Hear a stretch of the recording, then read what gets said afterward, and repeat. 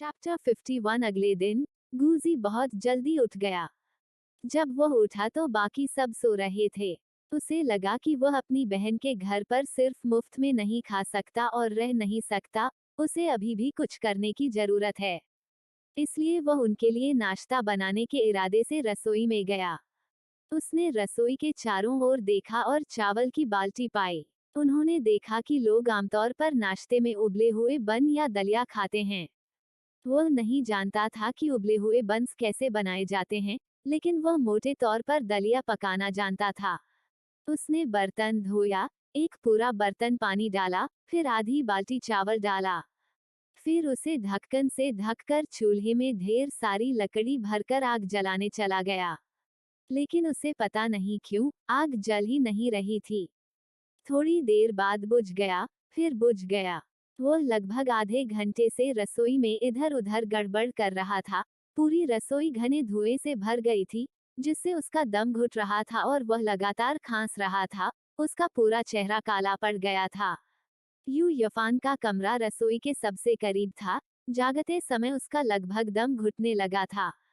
खांसी खांसी खांसी, आग है क्या? यफान को लगा कि बाहर आग लगी है। वह जल्दी से उठा, कपड़े पहने और बाहर भाग गया।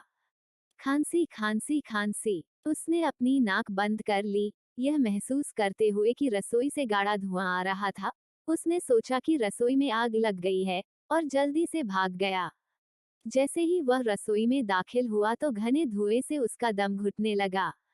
उसने देखा कि गूजी घने धुएं में खड़ा था और जोर जोर से खांस रहा था। वह जल्दी से दौड़ा और गूजी को खींच लिया। गूजी, तुम क्या कर रहे हो? वहाँ इतना धुआं क्यों है? यफान। गूजी ने उसे तिरछी नजरों से देखा। मैं आग जलाने की कोशिश कर रहा हूँ, लेकिन मुझे नहीं पता कि यह क्यों नहीं जल रही है। यफान ने देखा, स्टोव जलाऊ लकड़ी से भरा हुआ था, बहुत कसकर पैक किया गया था। उद्धरण चिन्ह dot dot dot dot dot dot उद्धरण चिन्ह। यफान अबाक रह गया। यदि आप इतनी अधिक जलाऊ लकड़ी भरेंगे, तो निश्चित रूप से यह आसानी से नहीं जलेगी। उसने गूजी को एक तरफ खींच लिया, बैठ गया और बहुत सारी जलाऊ लकड़ी निकाली। केवल थोड़ी सी लकड़ी छोड़ी और वह तुरंत जल उठी। गूजी ने अचंभित होकर देखा, कैसे? तुमने ऐसा कैसे किया? आप एक बार में इतनी सारी जलाऊ लकड़ी नहीं डाल सकते। आपको इसे धीरे धीरे थोड़ा थोड़ा करके जोड़ना होगा। आपने इसे बहुत कसकर पैक किया है, इसलिए यह जल नहीं पाएगा। यफान ने कहा। गूजी ने सोच समझकर सिर हिलाया। मैं देख रहा हूँ, तो यह इसी तरह काम करता है। मैं इसे याद रखूंगा। यफान के मार्गदर्शन से आखिरकार आग लग गई और रसोई में धुआं धीरे धीरे खत्म हो गया। आप क्या पका रहे हो? यफान ने लापरवाही से पूछा। दलिया। तो फिर इसे पकाते रहो, मैं पहले बाथरूम जाऊंगी। ठीक है, आगे बढ़ो। यफान के रसोई से चले जाने के बाद गूजी आग जलाने के लिए स्टोव के पास चुपचाप बैठ गया। लेकिन चावल डालने के बाद उसने उसे बिल्कुल भी नहीं हिलाया था। उसका पूरा ध्यान चूल्हे में आग बनाए रखने पर था और उसने बर्तन पर कोई ध्यान नहीं दिया। बर्तन में पानी धीरे धीरे उबलने लगा और उसने बर्तन में बहुत ज्यादा पानी भर दिया था। बिना किसी संदेह के पानी तेजी से उछला और पूरे फर्श पर फैल गया। गूजी स्तब्ध रह गया। वह तुरंत खड़ा हुआ और बर्तन से ढक्कन हटा दिया। भयंकर मंथन को देखकर उसने सोचा कि ऐसा इसलिए हुआ क्योंकि उसकी आग बहुत तेज थी, इसलिए वह तुरंत नीचे झुक गया और सारी जलाऊ लकड़ी बाहर निकालकर एक तरफ फेंक दी। वह देखने के लिए वापस खड़ा हो गया। यह देखकर कि मंथन कुछ शांत हो गया है, उसने अंततः राहत की सांस ली। लगता है खाना बनाना बिल्कुल भी आसान नहीं है। गूजी ने मन ही मन बुदबुदाया। उसे सचमुच ठीक से सीखने की जरूरत थी। थोड़ी ही देर बाद उसे कुछ जलने की गंध महसूस हुई। उसने असमंजस में अपनी भौहें सिकोड़ ली, दाएं बाएं देख रहा था। अंत में उसे पता चला कि उसके पीछे के कपड़ों और जलाऊ लकड़ी में आग लग गई थी। आह! गूजी इतना भयभीत हो गया कि वह चूल्हे से बाहर कूद गया। इसमें आग कैसे लग गई? आग को फैलते देख वह जल्दी से दूसरी तरफ भागा, पानी की टंकी से पानी की एक बाल्टी उठाई और अपने कपड़ों पर लगी आग को बुझाने के लिए इसे सीधे अपने ऊपर डाला। फिर पानी की एक और बाल्टी उठाई और दौड़कर जलती लकड़ी के ढेर पर डाल दिया। आग तो बुझ गई, लेकिन जलाओ लकड़ी पूरी तरह भीग चुकी थी और पानी पूरे फर्श पर था। गूजी सिर से पांव तक भीग गया था और बेहद दुखी लग रहा था। पूरा रसोई घर भी अस्त व्यस्त था।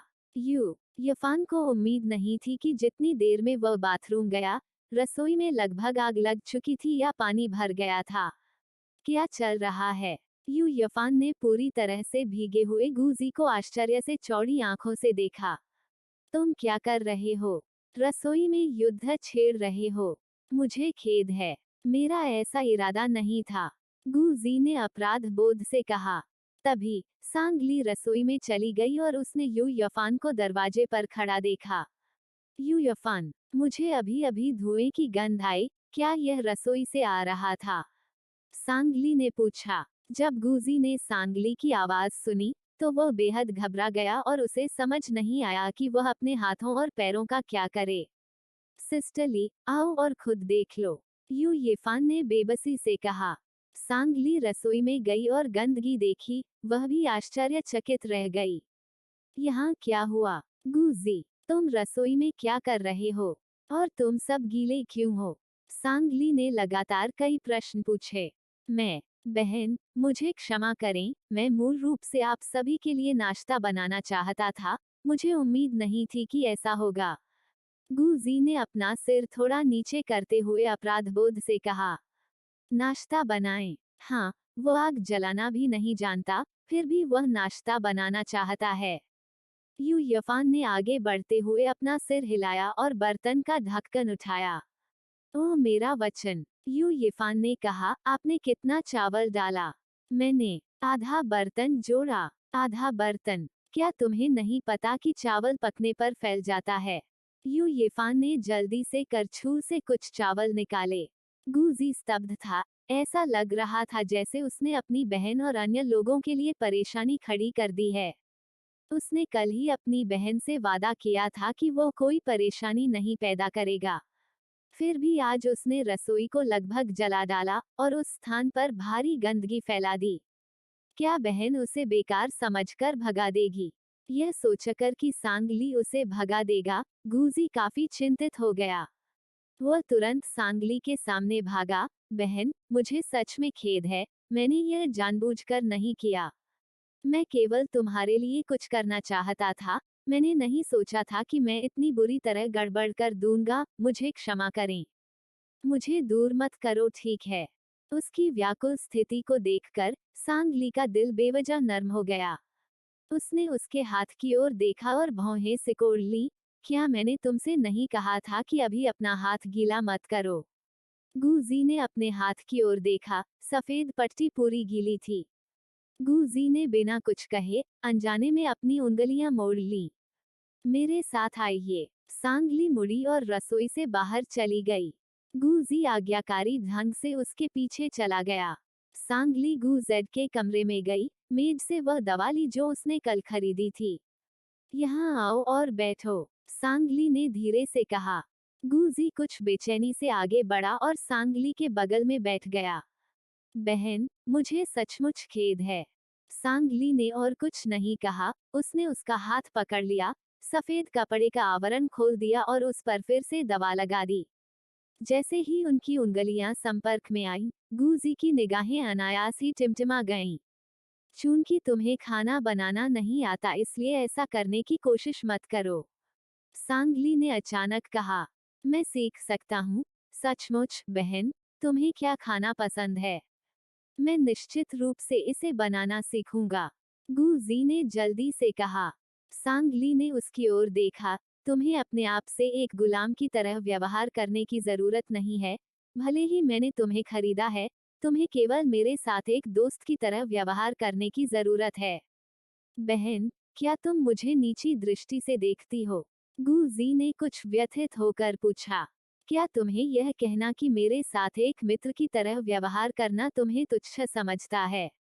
सांगली ने वापस पूछा। गूजी ने अपना सिर थोड़ा नीचे झुकाया। तो फिर तुम मुझे अपना बदला क्यों नहीं चुकाने दोगे?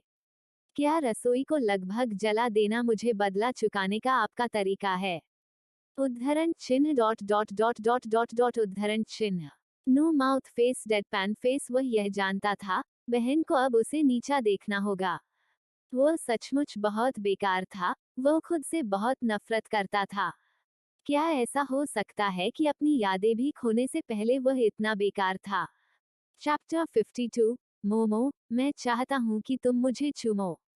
2 दिन बाद फोर ब्यूटीज पवेलियन व्यवसाय के लिए खुल गया। मंडप ने भव्य उद्घाटन से पहले पहले 2 दिनों के लिए मुफ्त प्रवेश और खेल खेलने की पेशकश की, जिसमें चाय, नाश्ता और विशेष पेय उपलब्ध थे। पारंपरिक महाजोंग और कार्ड गेम के अलावा कई टेबल टॉप गेम भी उपलब्ध थे। इनमें werewolf, Avalon, UNO card, magic, the gathering, assassin और बहुत कुछ शामिल हैं। उन 2 दिनों में बहनों ने यी, फैंग क्विंग और वू यंग को सभी नियम और प्रत्येक खेल को कैसे खेलना है सिखाया था। पहले 2 दिनों के लिए केवल वेयरवुल्फ टेबलटॉप गेम के लिए उपलब्ध था। समय के साथ अन्य गेम को धीरे धीरे खोलने की योजना थी। चूंकि यह खेलने के लिए मुफ्त था, इसलिए कई ग्राहक स्वाभाविक रूप से इसमें आने के लिए आकर्षित हुए। उनमें से 7 बेहद व्यस्त थे, मेहमानों को नियम समझा रहे थे, जबकि सुमो ने प्रत्येक टेबल को उपहार देने के लिए छोटे छोटे व्यंजन और पेय तैयार किए। जो लोग समूहों में आए थे उन्होंने निजी कमरे चुने, जबकि अन्य ने मुख्य हॉल में बेतरतीब ढंग से टीम बनाई। कई लोगों को लगा कि पासों से जुआ खेलने की तुलना में यह कहीं अधिक मजेदार है, और वहां काफी महिला मेहमान भी मौजूद थीं। महाजोंग और कार्ड गेम ने पुरुषों और महिलाओं, युवा और बूढ़े दोनों को समान रूप से आकर्षित किया। मुख्य हॉल की लगभग हर सीट भरी हुई थी। उसी समय प्रवेश द्वार पर कुछ परिचित आकृतियां दिखाई दी। सांगली की नजर उस पर पड़ी और वह क्षण भर के लिए स्तब्ध रह गया। यह बाई यूनहान और उसके साथी थे। युवा मास्टर, यह वास्तव में बड़ी बहन सु और अन्य हैं। यी, जो बाई यूनहान के बगल में था, ने पहले ही सुमो को मुख्य हॉल के बीच में खड़े कुछ मेहमानों को बातें समझाते हुए देख लिया था। बाई यूनहान ने पूरे दृश्य को ध्यान में रखते हुए बाएं और दाएं देखा, और उसकी नजर सांगली पर पड़ी जो सामने काउंटर के पीछे खड़ा था। जब सांगली ने उसकी नजर पर ध्यान दिया, तो उसने उसे एक फीकी मुस्कान दी। ऐसा लगा कि बाई यूनहान का दिल तेजी से धड़कने लगा और वह तुरंत वहां चला गया। मिस सांग, मुझे उम्मीद नहीं थी कि वास्तव में यह आप सभी के साथ होगा, बाई यूनहान ने आश्चर्य से कहा। उन्होंने इस नए फोर ब्यूटीज पवेलियन के बारे में भी सुना था जो नॉर्थ स्ट्रीट पर खोला गया था, और लोग वहां पेश किए जा रहे नए खेलों के बारे में प्रशंसा कर रहे थे। जैसे ही उन्होंने विवरण सुना, उन्हें लगा कि यह सांगली और अन्य लोग ही हैं, इसलिए वे तुरंत वहां पहुंचे। मास्टर बाई, क्या संयोग है, सांगली ने फीकी मुस्कान दी। क्या तुम गेम खेलने आए हो? बाई यूनहान की आंखों के सामने थोड़ा अंधेरा छा गया। मिस सांग, हम पिछले कुछ दिनों से आप लड़कियों की तलाश कर रहे थे।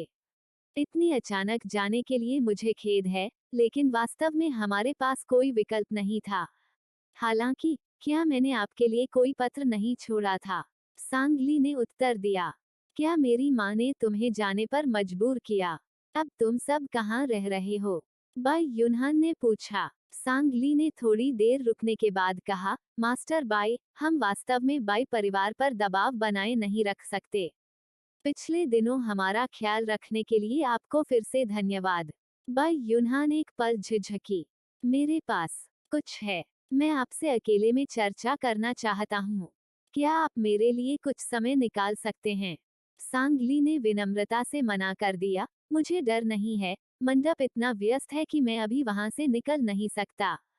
फिर मैं यहीं तुम्हारा इंतजार करूंगी, बाई यूनहान ने जोर देकर कहा। क्या यह अनुचित नहीं होगा?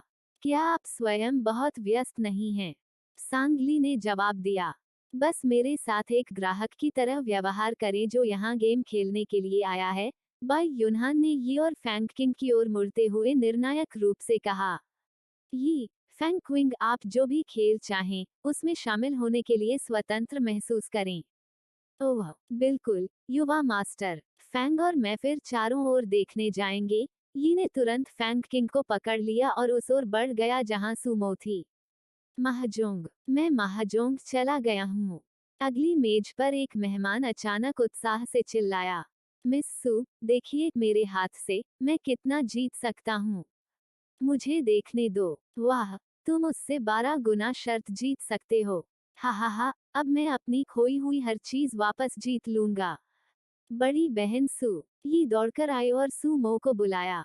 उसकी आवाज सुनकर सू मो ने ऊपर देखा, ये और फैंग किंग को वहां देखकर थोड़ा आश्चर्यचकित हुआ। ये फैंग क्विंग, तुम दोनों यहाँ क्या कर रहे हो?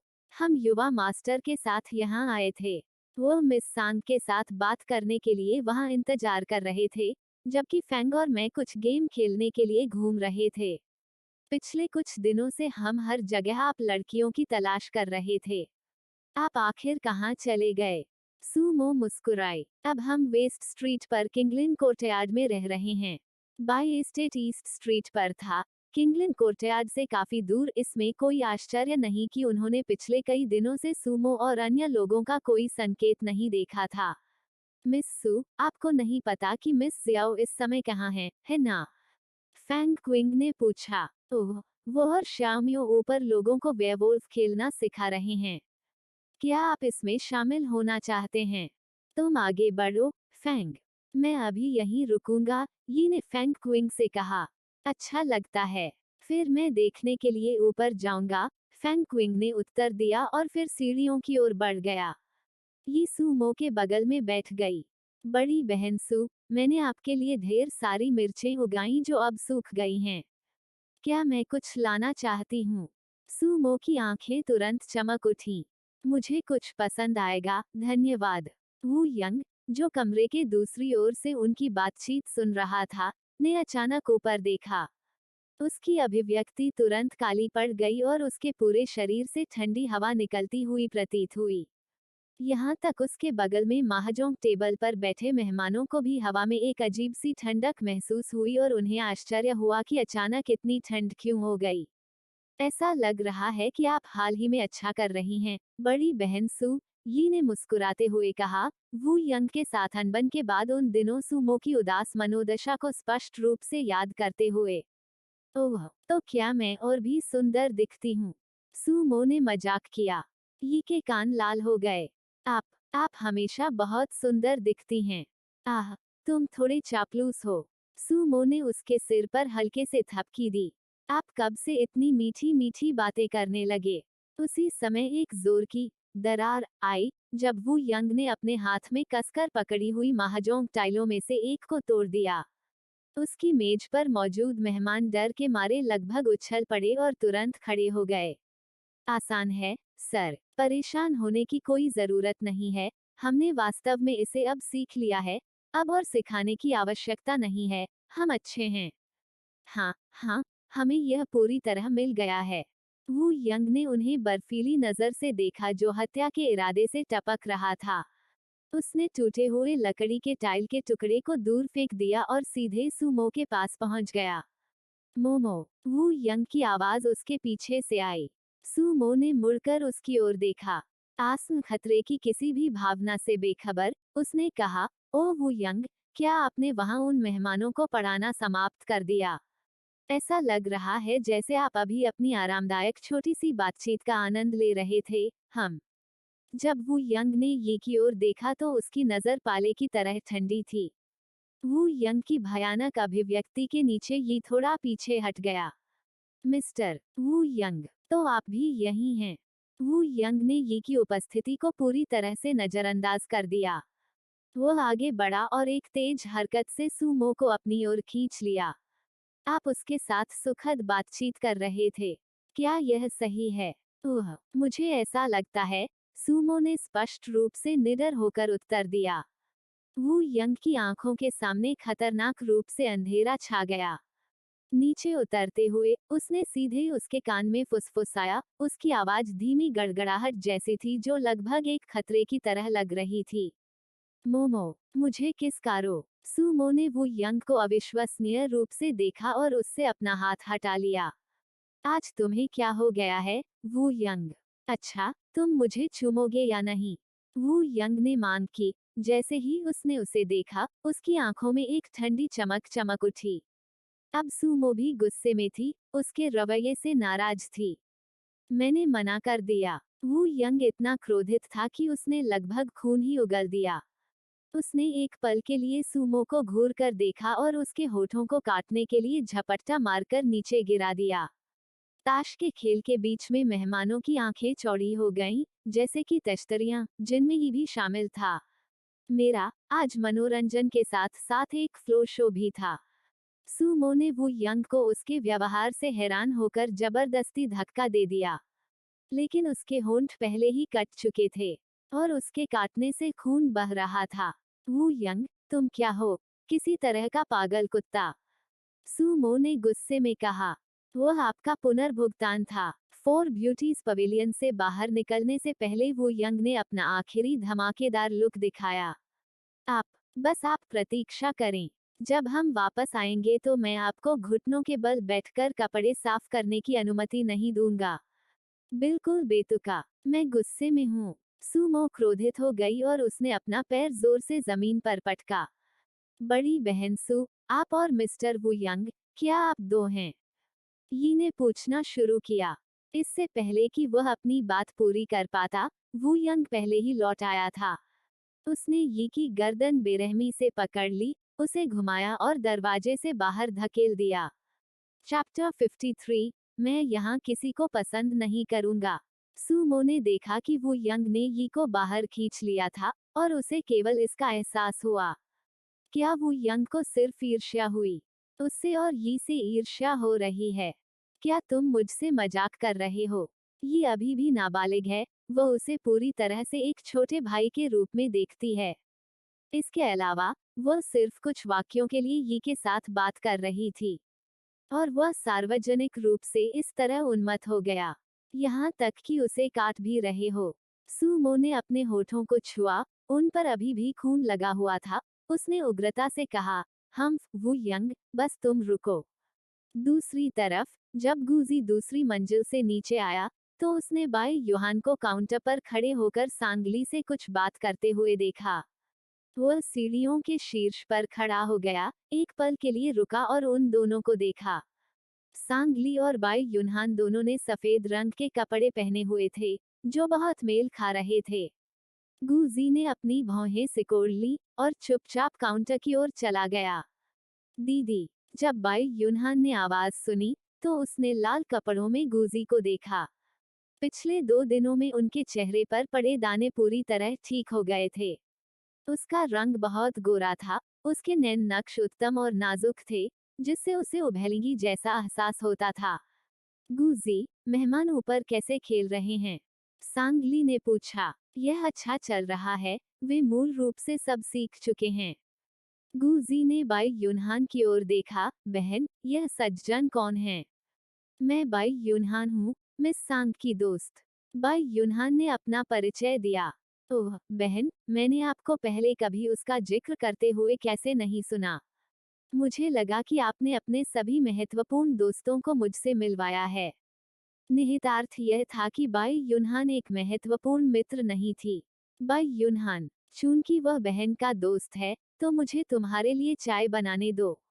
गुजी ने उसे देखकर मुस्कुराते हुए कहा, युवा मास्टर बाई, कुछ चाय है? बाई युनहान ने उसकी ओर देखा। गुजेट के हाथ से चाय का कप लेने के लिए आगे बढ़ी, और चाय के कप को छुआ ही था कि वह अचानक पलट गया। चाय की पत्तियों का प्याला और चाय का पानी बाई युनहान के ऊपर फैल गया।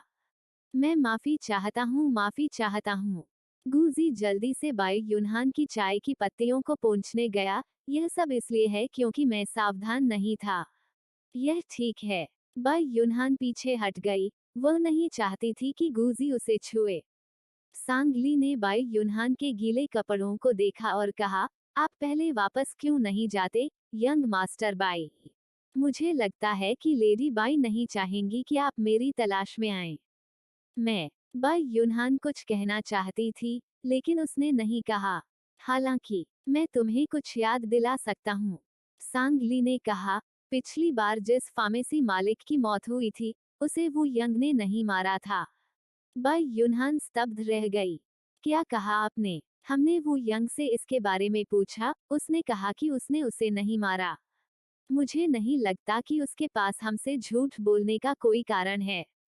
वास्तव में उसे किसने मारा, हमारे पास आगे की जांच करने का कोई कारण नहीं है।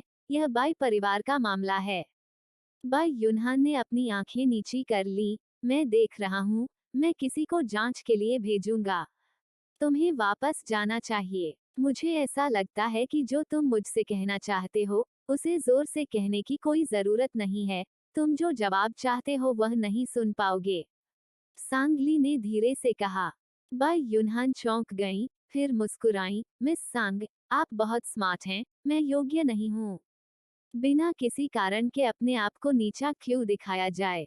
सांग ली को लगा कि बाई युनहान सभी पहलुओं में काफी अच्छी थी। शक्ल, पारिवारिक पृष्ठभूमि, पढ़ाई, किसी भी चीज की कमी नहीं थी। और एक पत्नी की चाहत रखते हुए यहाँ रहना वास्तव में दुर्लभ था। फिर मैं पहले छुट्टी लूंगा। बाई युनहान को सांगली द्वारा चुपचाप अस्वीकार कर दिया गया था। फिर भी वह थोड़ा दुखी महसूस कर रही थी।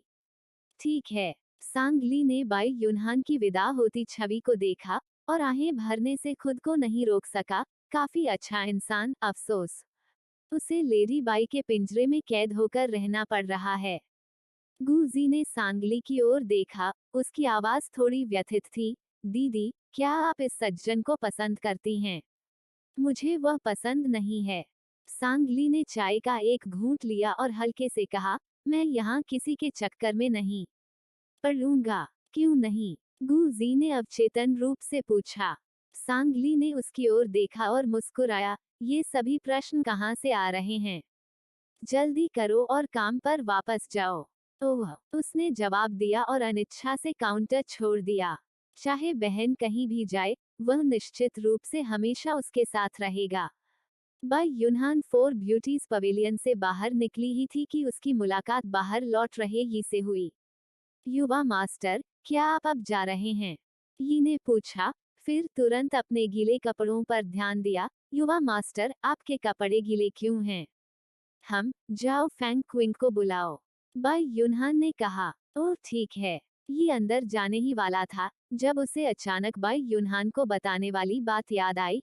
यंग मास्टर वो यंग लैंड सिटी वापस चले गए और सिस्टर सू और अन्य लोगों के साथ रह रहे हैं।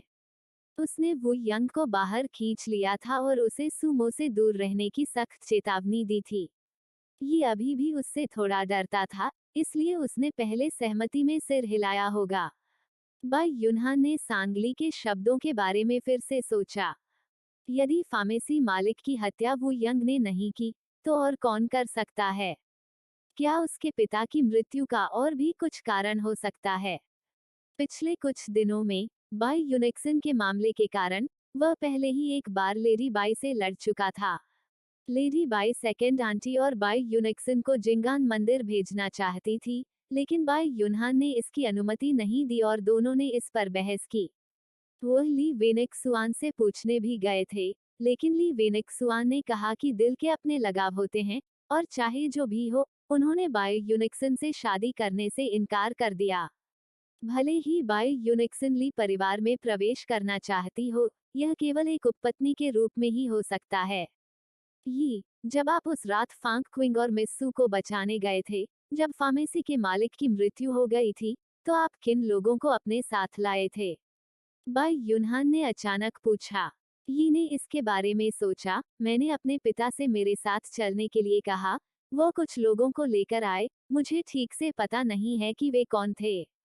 बाई युनहान सोच में डूबी हुई थी। वांग बटलर मार्शल आर्ट जानते थे और उनका कौशल कम नहीं था। जब तुम लौटे तो क्या तुम साथ गए थे? यी ने याद करते हुए कहा, नहीं। जिस समय मैंने अपने पिता से सिस्टर सू को बचाने के लिए विनती की थी, मैं सबसे पहले भाई फैंग को वापस ले गया था। मेरे पिता उन्हें ढूंढने के लिए लोगों को ले गए थे। बाई युनहान की आंखों के सामने अंधेरा छा गया। पहले बाई के घर वापस जाओ। ओह, ठीक है, मैं तुरंत भाई फैंग को लेने जाऊंगा। ये तुरंत अंदर भागा। जाते समय उन्होंने फिर भी सुमो को विदाई दी।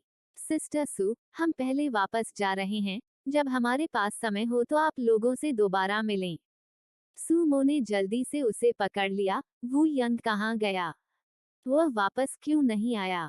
ऐसा लगता है जैसे उसे कुछ करना था। वह अभी भी मुझे तुमसे दूर रहने की धमकी दे रहा था, लेकिन ऐसा लगता है जैसे उसने आकाश में कोई संकेत देखा और जल्दी से चला गया। यी ने सच कहा। सुमो ने इसके बारे में ज्यादा नहीं सोचा। वह शायद कुछ करने के लिए बाहर गया था और जल्द ही वापस आ जाना चाहिए। ठीक है, उसने तुम्हें नहीं मारा, क्या उसने? सुमो ने पूछा। ही, यी ने सूखी हंसी उड़ाई। यह उसने नहीं किया। उसने उसे मारा नहीं, लेकिन उसने उसे इतना डरा दिया था कि उसकी मौत हो गई। चैप्टर 54। बहन, आपके मन में कुछ है? शाम को सिमी मंडप में अभी भी बहुत से लोग आ रहे थे। हाई के घंटे तक वू यंग अभी भी वापस नहीं आया था। जब भी सुमो को खाली समय मिलता, वह दरवाजे पर खड़ी हो जाती और देखती कि वू यंग वापस आया है या नहीं। उसने वू यंग के लौटने का इंतजार नहीं किया, बल्कि परेशान करने वाले लोगों का एक समूह आ गया। ली वेंगसुआन और उसके शराबी प्लेबॉय दोस्तों का समूह। उसने सुना कि यहाँ एक अलग तरह की दुकान खुल गई है, इसलिए वह मौज मस्ती करने के लिए धनी युवा मालिकों के एक समूह को ले आया। सुमो को दरवाजे पर अपनी बाहें फैलाकर खड़ा देखकर ली वेंगसुआन तुरंत खुश हो गई और उसकी ओर भागी। महिला योद्धा, यह स्टोर वास्तव में आपके द्वारा खोला गया था। ली वेंगसुआन ने हंसते हुए कहा। क्विंगलिंग गार्डन के भूतों ने उन्हें डरा नहीं दिया, बल्कि उन्होंने यहाँ एक स्टोर भी खोल लिया। सुमो ने बुरे मूड में उसकी ओर देखा और ज्यादा बात नहीं करना चाहती थी। महिला योद्धा, क्या आप अभी भी किंगलिंग गार्डन में आराम से रह रही हैं? क्या आपने किसी अजीब चीज का सामना किया है? ली वेंगसुआन ने अस्थायी रूप से पूछा। भाई वेंगसुआन, ये युवती कौन है? एक युवा मास्टर ने पास आकर पूछा। सुमो का अच्छा फिगर देखकर उसने उसे अनुचित तरीके से ऊपर नीचे घूरा। अगर तुम मुझे फिर से उस तरह से देखोगे, तो क्या तुम्हें यकीन है कि मैं तुम्हारी आंखें निकाल लूंगा? सुमो ने उस व्यक्ति की ओर उदासीनता से देखा। आप? वह व्यक्ति क्रोधित होने ही वाला था कि ली वेंगसुआन ने तुरंत उसे वापस खींच लिया। भाई वांग, उत्तेजित मत होइए। ली वेंगसुआन उसके कान के पास झुके और फुसफुसाए। इस बाघिन के पास बहुत शक्तिशाली मार्शल आर्ट है, आप उसका मुकाबला नहीं कर सकते। यदि तुम खेलना चाहते हो, तो अंदर जाओ और खेलो। यदि नहीं, तो जाओ और मुझे परेशान करना बंद करो। सुमो ने अधीरता से कहा। हाँ, हाँ, हम तुरंत अंदर जाएंगे। ली वेनेक्सुआन ने जल्दी से दूसरों को अंदर खींच लिया। लॉबी में मंच पर जिया मियाओ मियाओ ने हल्के नीले रंग की पोशाक पहनी थी। उसके चेहरे पर नीला घूंघट था और वह मंच पर खेल रही थी। ली वेंगसुआन ने जिया मियाओ मियाओ को देखा और उसकी ओर घूर कर देखा। यह सुंदरी, वह सितार बहुत अच्छा बजाती है, एक आदमी ने कहा। सांगली ने पास आकर पूछा, क्या आप सज्जन लोग लॉबी में खेलने जा रहे हैं या ऊपर निजी कमरों में जाएंगे? ली वेंगसुआन ने मंच पर जिया मियाओ मियाओ की ओर इशारा किया। क्या वह सुंदरता आप सभी के साथ है? सांगली ने मंच पर जिया मियाओ मियाओ को देखा। हाँ। वाह, वह न केवल प्यारी और सुंदर है, बल्कि वह बहुत प्रतिभाशाली भी है। भाई वेंगसुआन, चूंकि आप उसे बहुत पसंद करते हैं, तो उसे अपने साथ आने के लिए नीचे बुलाएं। एक अन्य व्यक्ति ने हंसते हुए कहा, मानो यह स्वाभाविक ही हो। जब सांगली ने यह सुना, तो वह अपनी विलो भौहें सिकोड़ने से खुद को नहीं रोक सकी। आप नहीं समझे, एक सुंदरता की सराहना की जानी चाहिए, वो वेश्यालियों के उन फूलों के समान नहीं है। ली वेंगसुआन को पता था कि सुमो बाहर है, इसलिए उसने यहाँ जिया मियाओ मियाओ पर कोई कदम उठाने की हिम्मत नहीं की। यदि आप सज्जन यहाँ खेल खेलने के लिए नहीं आए हैं, तो कृपया चले जाएं। यदि आप आनंद पाना चाहते हैं, तो कहीं और जाएं। सांगली ने ठंडे स्वर में कहा। हम व्यापार के लिए खुला फिर भी ग्राहकों को भगा रहा है, क्या आपने कभी किसी को ऐसा करते देखा है? क्या आप जानते हैं हम कौन हैं? इस नानचांग शहर में हम सभी अमीर युवा स्वामी हैं।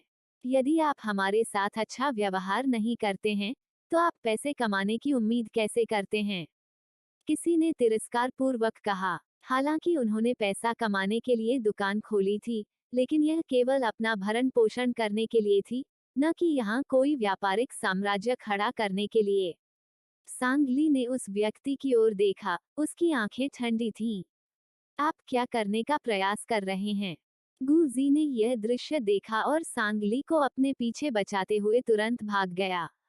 गलतफहमी, गलतफहमी। ली वेंगसुआन ने जल्दी से मामले को सुलझाया। हम गेम खेलने आए हैं, अप्रियता की कोई आवश्यकता नहीं है।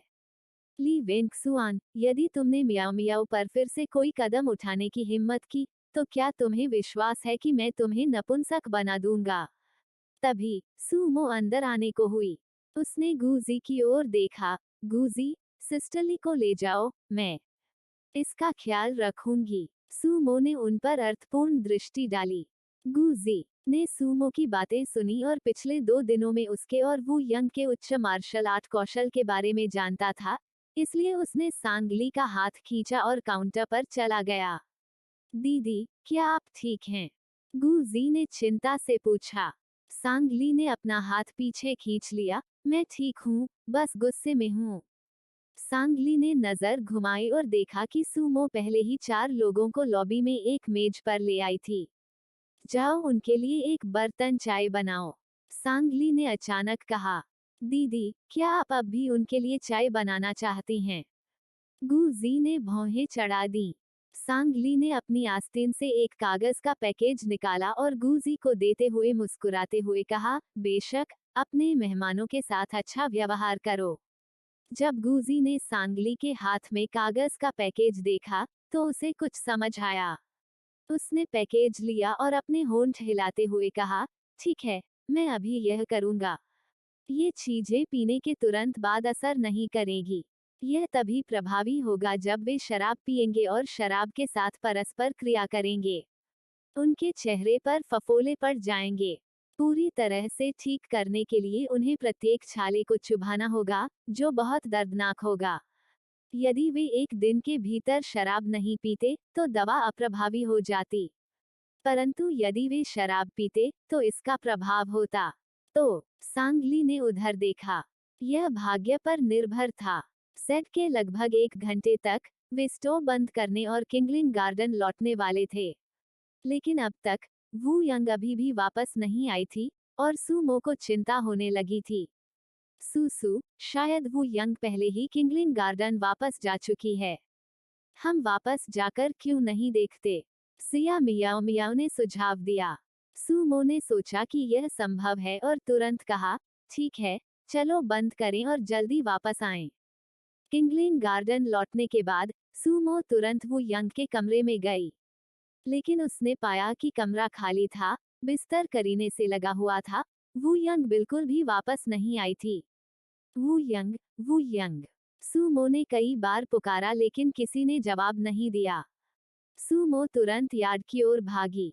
वू यंग बिल्कुल वापस नहीं आई। सुमो ने क्रोधित होकर कहा, क्या हो रहा है? भले ही हम बहस करें, आप गायब नहीं हो सकते। बहुत कष्टप्रद। क्या ऐसी कोई बात सामने आ सकती थी कि उसे बाहर जाना पड़ा? सांगली ने कहा, तो उसे मुझे बताना चाहिए था। बिना कुछ कहे गायब हो रहा है। अगर वो वापस आता है, तो मैं उस पर कोई ध्यान नहीं दूंगा। सुमो गुस्से में अपने कमरे में लौट आई। मास्टर पर गुस्सा मत होइए। उन्हें कोई आपातकालीन स्थिति रही होगी। यू यफान ने वू यंग के पक्ष में बात करते हुए उसका पीछा किया। बाकी लोगों ने एक दूसरे की ओर देखा। उन्होंने वू यंग की पहचान के बारे में कभी नहीं पूछा था। लेकिन सांगली को पता था कि वू यंग की पहचान निश्चित रूप से सरल नहीं थी, इसलिए कुछ बातें निश्चित रूप से सुमो से गुप्त रखी गई थीं। उन्हें यह भी नहीं पता था कि खजाने के नक्शे पर उन्हें कब बढ़त मिलेगी। जियो हान ने उनके बगल में बेदर्दी से जम्हाई ली और अपना मुंह अपने हाथ से ढक लिया। वो जिया मियाओ मियाओ के कंधे पर गिर गया। मैं आज थक गया हूँ, चलो जल्दी करें और आराम करें। वू यंग निश्चित रूप से खुद वापस आ जाएगी। सिस्टर ली, जियो हान और मैं अपने कमरे में वापस जा रहे हैं, सिया मियाओ मियाओ ने कहा। मम, सांगली ने उन्हें देखकर मुस्कुराते हुए कहा, जाओ जल्दी आराम करो। सबके चले जाने के बाद सांगली आंगन में पत्थर की बेंच पर अकेली बैठी थी और किसी चीज के बारे में सोच में खोई हुई लग रही थी। दीदी, गुजी की आवाज आई। सांगली आश्चर्य से बोला, गुजी, तुम अभी तक आराम करने क्यों नहीं गए? गुजी उसके बगल में बैठ गया और उसकी ओर देखते हुए बोला, दीदी, आपके मन में कुछ है। सांगली ने उसकी ओर देखा। वो कुछ नहीं बोली। उसे आश्चर्य हुआ कि गुजी बता सकती है कि उसके मन में कुछ है। क्या आपके लिए इसके बारे में मुझे बताना संभव है? गुजी ने अस्थायी रूप से पूछा। सांगली झिझकते हुए गुजेड के चेहरे की ओर देखने लगा। उनके अपेक्षित रूप ने सांगली के दिल की धड़कन बढ़ा दी। उसे स्वीकार करना पड़ा, गुजी का चेहरा सचमुच सुंदर था और बहुत शुद्ध और मासूम था। अंत में सांगली ने बात नहीं की। वह धीरे से उठ खड़ी हुई। बहुत देर हो गई है, जल्दी आराम करो। इतना कहकर वह मुड़ी और आंगन से बाहर चली गई। गुजी ने उसके पीछे हटने के भाव को देखा और निराश हो गया। बहन उसे बताने को तैयार क्यों नहीं थी? क्या उसे उस पर भरोसा नहीं था? अध्याय 55। अन्यथा मैं उसके कोई संतान नहीं पैदा करूंगा। आज रात चंद्रमा अर्धचंद्राकार था, एक महिला की पतली भौहों की तरह, जो घनघोर काली रात में रोशनी की किरण ला रहा था। कभी कभी बड़ी सड़क पर कोई छाया गुजरती थी। सभी जल्दी जल्दी अपने रास्ते पर चले जाते थे। ली वेंगसुआन और उसके 3 साथी थोड़ी देर के लिए फोर ब्यूटीज पवेलियन में घूमे, फिर एक वेश्यालय में आनंद की तलाश में चले गए, और केवल अब, एक दूसरे का समर्थन करते हुए, कुछ लोग त्यानजियांग बिल्डिंग से बाहर आए। कुछ लोगों ने शराब पी रखी थी और चलते समय लड़खड़ा रहे थे। उनके मुंह से अभी भी मजाक और हंसी चल रही थी कि त्यानजियांग बिल्डिंग में किस लड़की की सेवा सबसे अच्छी थी। जैसे ही वे एक गली में चले गए, अचानक एक छाया उनके सामने आ गई। उसने काले कपड़े पहने थे, उसकी पीठ उनकी तरफ थी, उसका फिगर सुंदर और सुडौल था, उसके लंबे बाल हवा में लहरा रहे थे। वाह, यहाँ वास्तव में एक सुंदरता है। हंसते हुए कुछ लोग आगे बढ़े। आकृति ने धीरे से अपना सिर घुमाया, उसका चेहरा काले घूंघट से ढका हुआ था। सुंदरी, तुम इतनी देर तक सड़कों पर क्या कर रही हो? तुम मेरे साथ घर क्यों नहीं आती? हा हा हा हा। महिला ने अपना हाथ उठाया और उसकी तर्जनी की अंगूठी से एक लोहे का तार निकल गया, जो उस आदमी के चेहरे पर लगा और खून से लथपथ हो गया। आह! वो आदमी दर्द से चिल्लाया, कुतिया। कुछ लोग आगे बढ़े, हालांकि वे सभी कुछ मुक्केबाजी और किक जानते थे, लेकिन उनका उससे कोई मुकाबला नहीं था। थोड़ी देर के बाद, चारों आदमी पीट पीट कर जमीन पर गिर पड़े, दर्द से कराह रहे थे, उनके शरीर से शराब पूरी तरह उतर चुकी थी। हीरोइन, हमारी जान बख्श दो। हीरोइन, हमें बख्श दो। कुछ लोगों ने तुरंत निवेदन किया। ली वेंगसुआन को छोड़कर, जो लोग मरना नहीं चाहते, वे अभी खो जाएं। यह सुनकर बाकी तीनों रेंग कर भागने लगे। अरे, तुम लोग! ली वेंगसुआन भी भागना चाहता था, लेकिन महिला ने उसका रास्ता रोक दिया।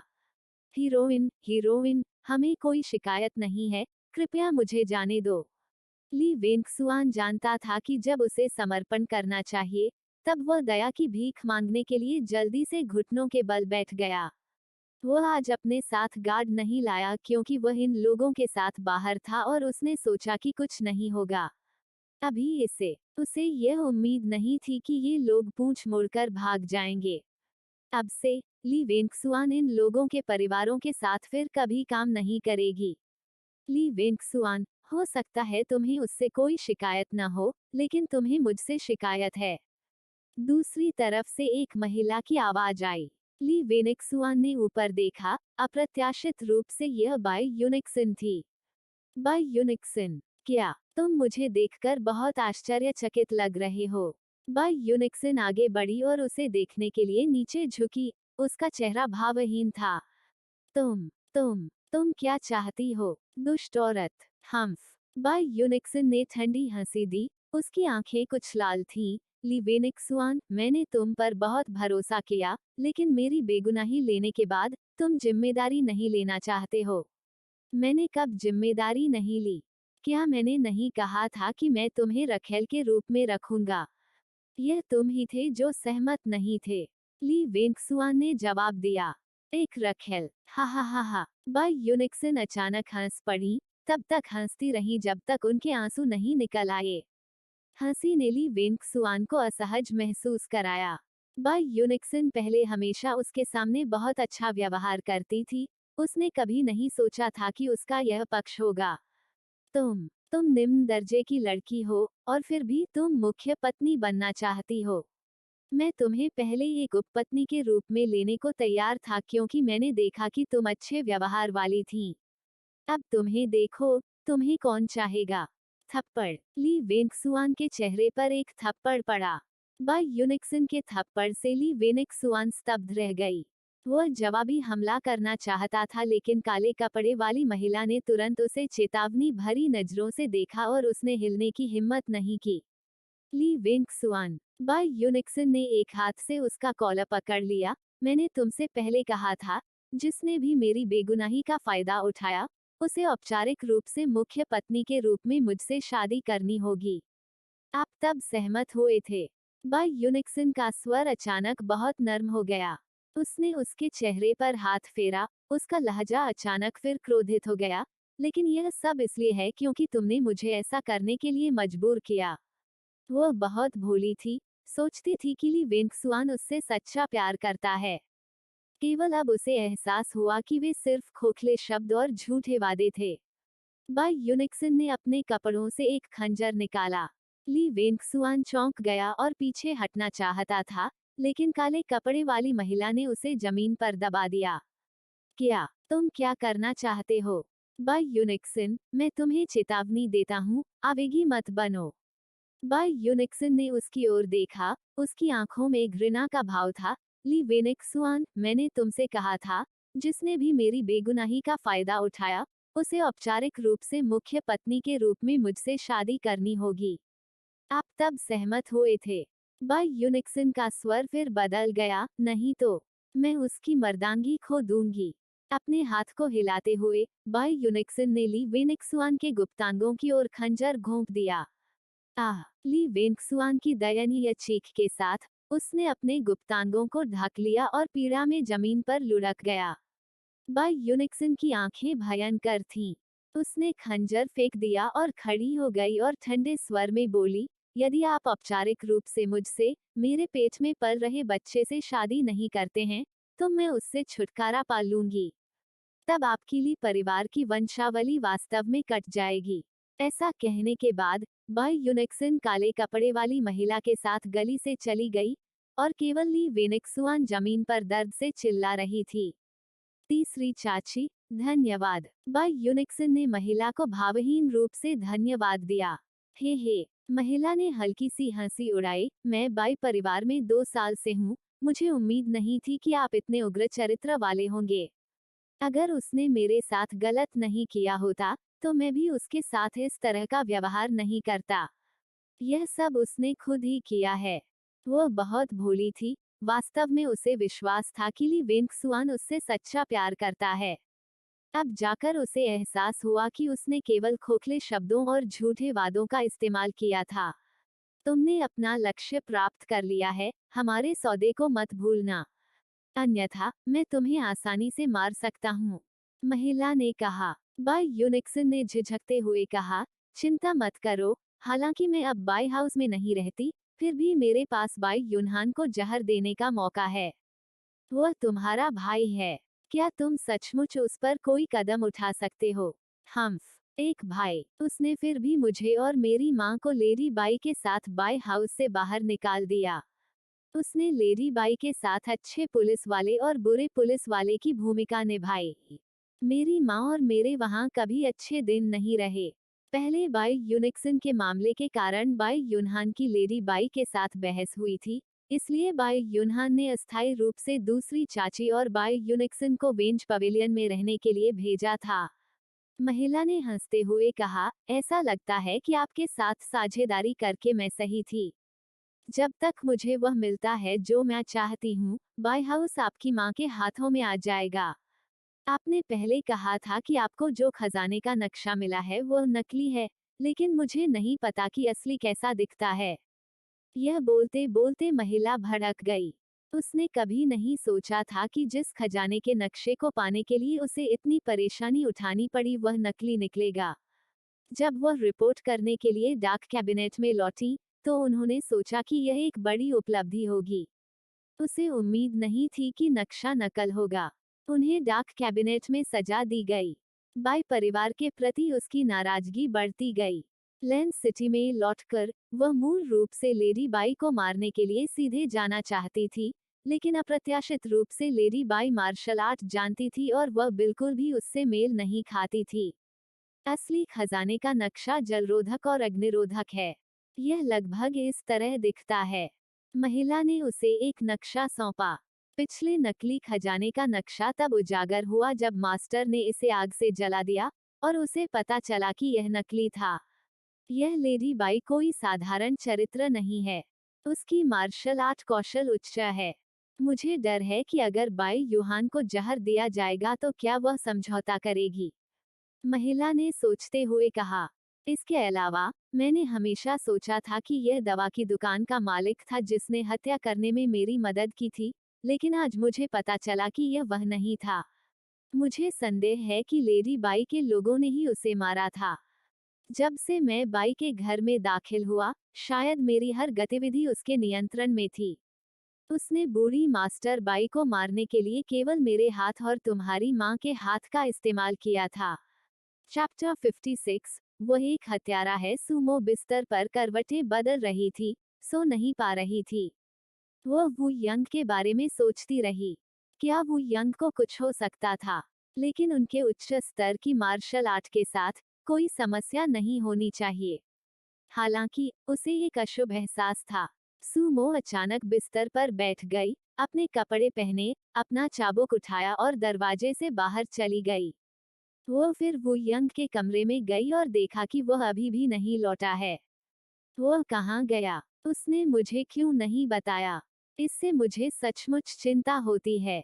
जैसे ही सुमो वू यंग के कमरे से बाहर आई, उसने छत पर एक छाया को चमकते देखा। वहाँ कौन है? सुमो ने इसका पीछा किया। छाया छत पर दौड़ने लगी। सुमो पंजों के बल चलते हुए उसका पीछा करते हुए छत पर उड़ गई। इस अवधि के दौरान वह वू यंग से क्विंगगोंग हल्कापन कौशल सीख रही थी और उसने कुछ प्रगति की थी। सुमो ने छाया का तब तक पीछा किया जब तक वे किंगलिन कोर्टयार्ड से बाहर नहीं निकल गए। वह व्यक्ति अचानक सामने रुक गया। यह स्पष्ट था कि उसने सुमो को लालच देकर बाहर निकाला था। तुम कौन हो? तुम मुझे यहाँ से बाहर क्यों ले आए? वह व्यक्ति पलटा और अपने चेहरे पर ढका हुआ काला घूंघट हटा दिया। उसका चेहरा देखकर सुमो थोड़ा आश्चर्यचकित हुई। आंटी सैन, यह आप ही क्यों हैं? उसे अचानक कुछ एहसास हुआ और उसने ठंडे स्वर में कहा, वू यंग कहाँ है? क्या तुमने उसे बुलाया था? उसके साथ तुम्हारा क्या रिश्ता है? रू यू हंसे। क्या गलत है? क्या वू यंग ने आपको अपनी पहचान के बारे में नहीं बताया? आखिर आप क्या कहना चाहते हैं? मैं तुम्हें वू यंग से दूर रहने की चेतावनी दे रहा हूँ, रू यू ने गंभीरता से कहा। हम्फ, सुमो ने व्यंग्य किया। किस आधार पर? वह अब मेरा प्रेमी है। तुम्हें ऐसा कहने का क्या अधिकार है? सुमो ने रू यू पर अपना चाबुक मारा। रू यू जल्दी से चकमा दे गया, लेकिन उसका सुमो से कोई मुकाबला नहीं था और कुछ आदान प्रदान के बाद उसे जमीन पर गिरा दिया गया। सुमो ने उसकी ओर कृपापूर्वक देखा। बोलो, वू यंग वास्तव में कहाँ गई थी? ही, उसकी ओर देखकर रू यू हंस पड़ी। क्या आप वू यंग की पहचान जानते हैं? मुझे उसकी पहचान की परवाह नहीं है। वो अब सुमो का आदमी है। वह कहाँ है? सुमो ने मांग की। रू यू के चेहरे से मुस्कान गायब हो गई क्योंकि उसने सुमो की ओर उदासीनता से देखा। तुम्हारे लिए कोई भविष्य नहीं है। उसे पहले ही डाक कैबिनेट के नेता द्वारा वापस ले लिया गया है। वह एक हत्यारा है। अगर वह डाक कैबिनेट छोड़ना चाहता है, तो उसकी मार्शल आर्ट खराब हो जाएगी। उसकी हड्डियां और टेंडन बाहर खींच लिए जाएंगे और वह एक अपंग बन जाएगा। क्या कहा आपने? सुमो ने बड़े सदमे से रू यू को देखा। वह उत्तेजित होकर नीचे बैठ गई और रू यू का कॉलर पकड़ लिया। दोबारा कहना। रू यू ने सुमो की ओर देखा और सवाल किया, मिस सू, यदि आप वास्तव में उससे प्यार करती हैं, तो क्या आप उसकी मार्शल आर्ट को अक्षम होते और उसकी हड्डियों और टेंडन को बाहर निकलते हुए देख सकती हैं? यदि वह वास्तव में ऐसा हो जाता है, तो क्या आप अभी भी उससे प्यार करेंगी? वह कहाँ है? मुझे उसे ढूंढने के लिए ले चलो। सुमो की आंखें लाल हो गईं और वह भावुक हो गईं और नियंत्रण खो बैठीं। मैंने कहा मुझे उसे ढूंढने ले चलो। रू यू ने अंततः अपने कपड़ों से एक लिफाफा निकालकर उसे सौंपने से पहले झिझक महसूस की। यह एक पत्र है जिसे वू यंग ने जाने से पहले तुम्हें देने के लिए कहा था। सुमो ने उत्सुकता से लिफाफा खोला। इतना अंधेरा होने के कारण शब्द स्पष्ट रूप से दिखाई नहीं दे रहे थे, इसलिए उसने तुरंत अपना फोन निकाला और उसे पत्र पर चमकाया। सुमो, मुझे कुछ समय के लिए लैंड सिटी छोड़ना होगा।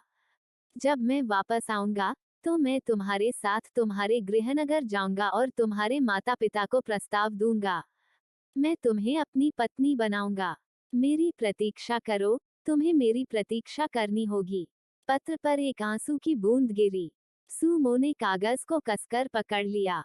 ऐसा महसूस हुआ जैसे उसके दिल में एक बड़ी चट्टान दब गई हो, जिससे सांस लेना भी मुश्किल हो गया हो। मूर्ख, तुम मूर्ख, क्यों? तुमने मुझे कुछ क्यों नहीं बताया? सुमो सिसकने लगी। रू यू ने कहा, मिस सू, यदि आप वास्तव में उसके अच्छे होने की कामना करती हैं, तो कृपया आपके लिए उसकी भावनाओं को समाप्त करें। उसने आगे कहा, यदि वह डाक कैबिनेट छोड़ने पर जोर देता है, तो एकमात्र परिणाम मृत्यु है। क्या आप जानते हैं कि कितने लोग उसे मरना चाहते हैं? यदि वह अपंग हो जाता है, तो वह बिल्कुल भी जीवित नहीं बचेगा। सुमो की आंखें लाल थीं क्योंकि उसने रू यू की गर्दन दबा दी थी। मुझे आपकी बात पर विश्वास क्यों करना चाहिए? मैंने तुम्हें उसका पत्र पहले ही दे दिया है। मैं तुमसे झूठ क्यों बोलूंगा? रू यू चिल्लाया। सुमो ने धीरे धीरे रू यू की गर्दन पर अपनी पकड़ ढीली कर दी। उसने गंभीरता से पूछा, आप चाहते हैं कि मैं उससे रिश्ता तोड़ दूं? उसे अपने लिए अपनी भावनाओं को त्यागने दो। वह डाक कैबिनेट का अगला नेता बनेगा। मिस सू, आपका निर्णय उसके पूरे जीवन को प्रभावित करेगा। सुमो ने अपनी आंखें नीची कर ली और खड़ी हो गईं। वह नहीं जानती थी कि क्या करना है और वह कार्रवाई के सही तरीके को लेकर अनिश्चित थी। उसका दिल कभी इतना अस्त व्यस्त नहीं हुआ था। रू यू खड़ी हुई और उसे एक सिग्नल डिवाइस देते हुए कहा, इस पर ध्यान से सोचो। यदि तुम अपना मन बना लो, तो मुझे ढूंढने के लिए इसका उपयोग करो। मैं तुम्हारे लिए एक संदेश भेजने में मदद करूंगा। सुमो ने रू यू के हाथ में सिग्नल डिवाइस को देखा लेकिन उसे नहीं लिया।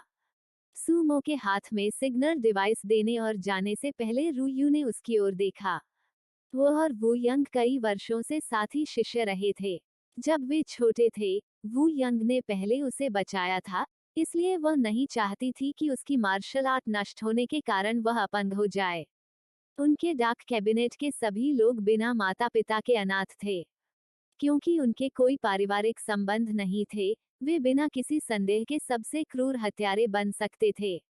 उस समय जब उन्हें डाक कैबिनेट में लाया गया, तो उनका पालन पोषण करने के लिए नेता ने उनसे एक दूसरे को मारने के लिए कहा। अंत में केवल कुछ सबसे मजबूत लोग ही बचे रहेंगे। उस समय वह और वो यंग केवल 10 वर्ष से कुछ अधिक की थीं।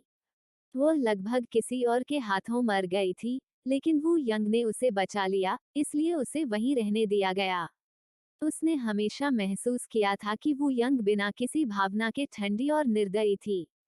लेकिन आश्चर्य की बात यह है कि वास्तव में उसके मन में एक लड़की के लिए भावनाएं विकसित हो गई थीं।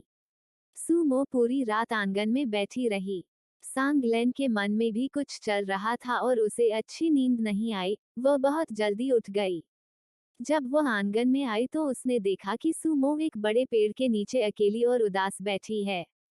मोमो, सांगलेन उसके पास आई और उसके कंधे को थपथपाया। तुम इतनी जल्दी क्यों उठ गए? सांगलेन उसके बगल में बैठ गई और अचानक महसूस किया कि सुमो की आंखें लाल और सूजी हुई थीं, रोने से स्पष्ट रूप से। क्या चल रहा है? सांगलेन ने उत्सुकता से पूछा, आप इस तरह क्यों रो रहे हैं? सांगलेन ने पहले कभी सुमो को इस अवस्था में नहीं देखा था। यहाँ तक जब उसे पहले वो यंग ने अस्वीकार कर दिया था, तब भी वह ऐसी नहीं थी। सिसलैन। सूमो के गालों पर फिर से आंसू बह निकले। उसके स्वर में शक्तिहीनता का आभास था। मुझे नहीं पता कि मुझे क्या करना चाहिए। मुझे नहीं पता कि मुझे क्या करना चाहिए जो सही हो। वास्तव में क्या हुआ? सांगलेन ने उसे गले लगाया और सांत्वना देते हुए कहा, मुझे बताओ और मैं कोई रास्ता सोचने की कोशिश करूंगा। क्या वो यंग को कुछ हुआ है? सूमो ने सांगलैन को शुरू से अंत तक सब कुछ बताया। तो वह हत्यारा निकला। इसमें कोई आश्चर्य नहीं कि उसकी मार्शल आर्ट इतनी ऊंची है। सांगलेन को अचानक समझ आ गया। सिसलेन, मुझे क्या करना चाहिए? सूमो ने सिसकियों के बीच गला घोंटकर कहा, मैं उससे रिश्ता तोड़ना नहीं चाहती, लेकिन मैं उसे नुकसान भी नहीं पहुंचाना चाहती। मैंने पहले कभी इतना विवादित महसूस नहीं किया। चैप्टर 57। पुरुष केवल परेशानियां पैदा करते हैं। मोमो, तुम्हें पता है, मैं हमेशा तर्कसंगत होती हूँ। अगर मैं होती, तो मैं निश्चित रूप से उससे संबंध तोड़ लेती। सांगली ने उसकी ओर देखते हुए कहा, क्या आपने कभी सोचा है कि आखिरकार आप दोनों का ब्रेकअप कैसे हुआ? हम यहाँ के नहीं हैं। लेकिन क्या तुमने पहले उसके साथ रहने में मेरा समर्थन नहीं किया? मुझे आपके साथ ईमानदार होने दीजिए।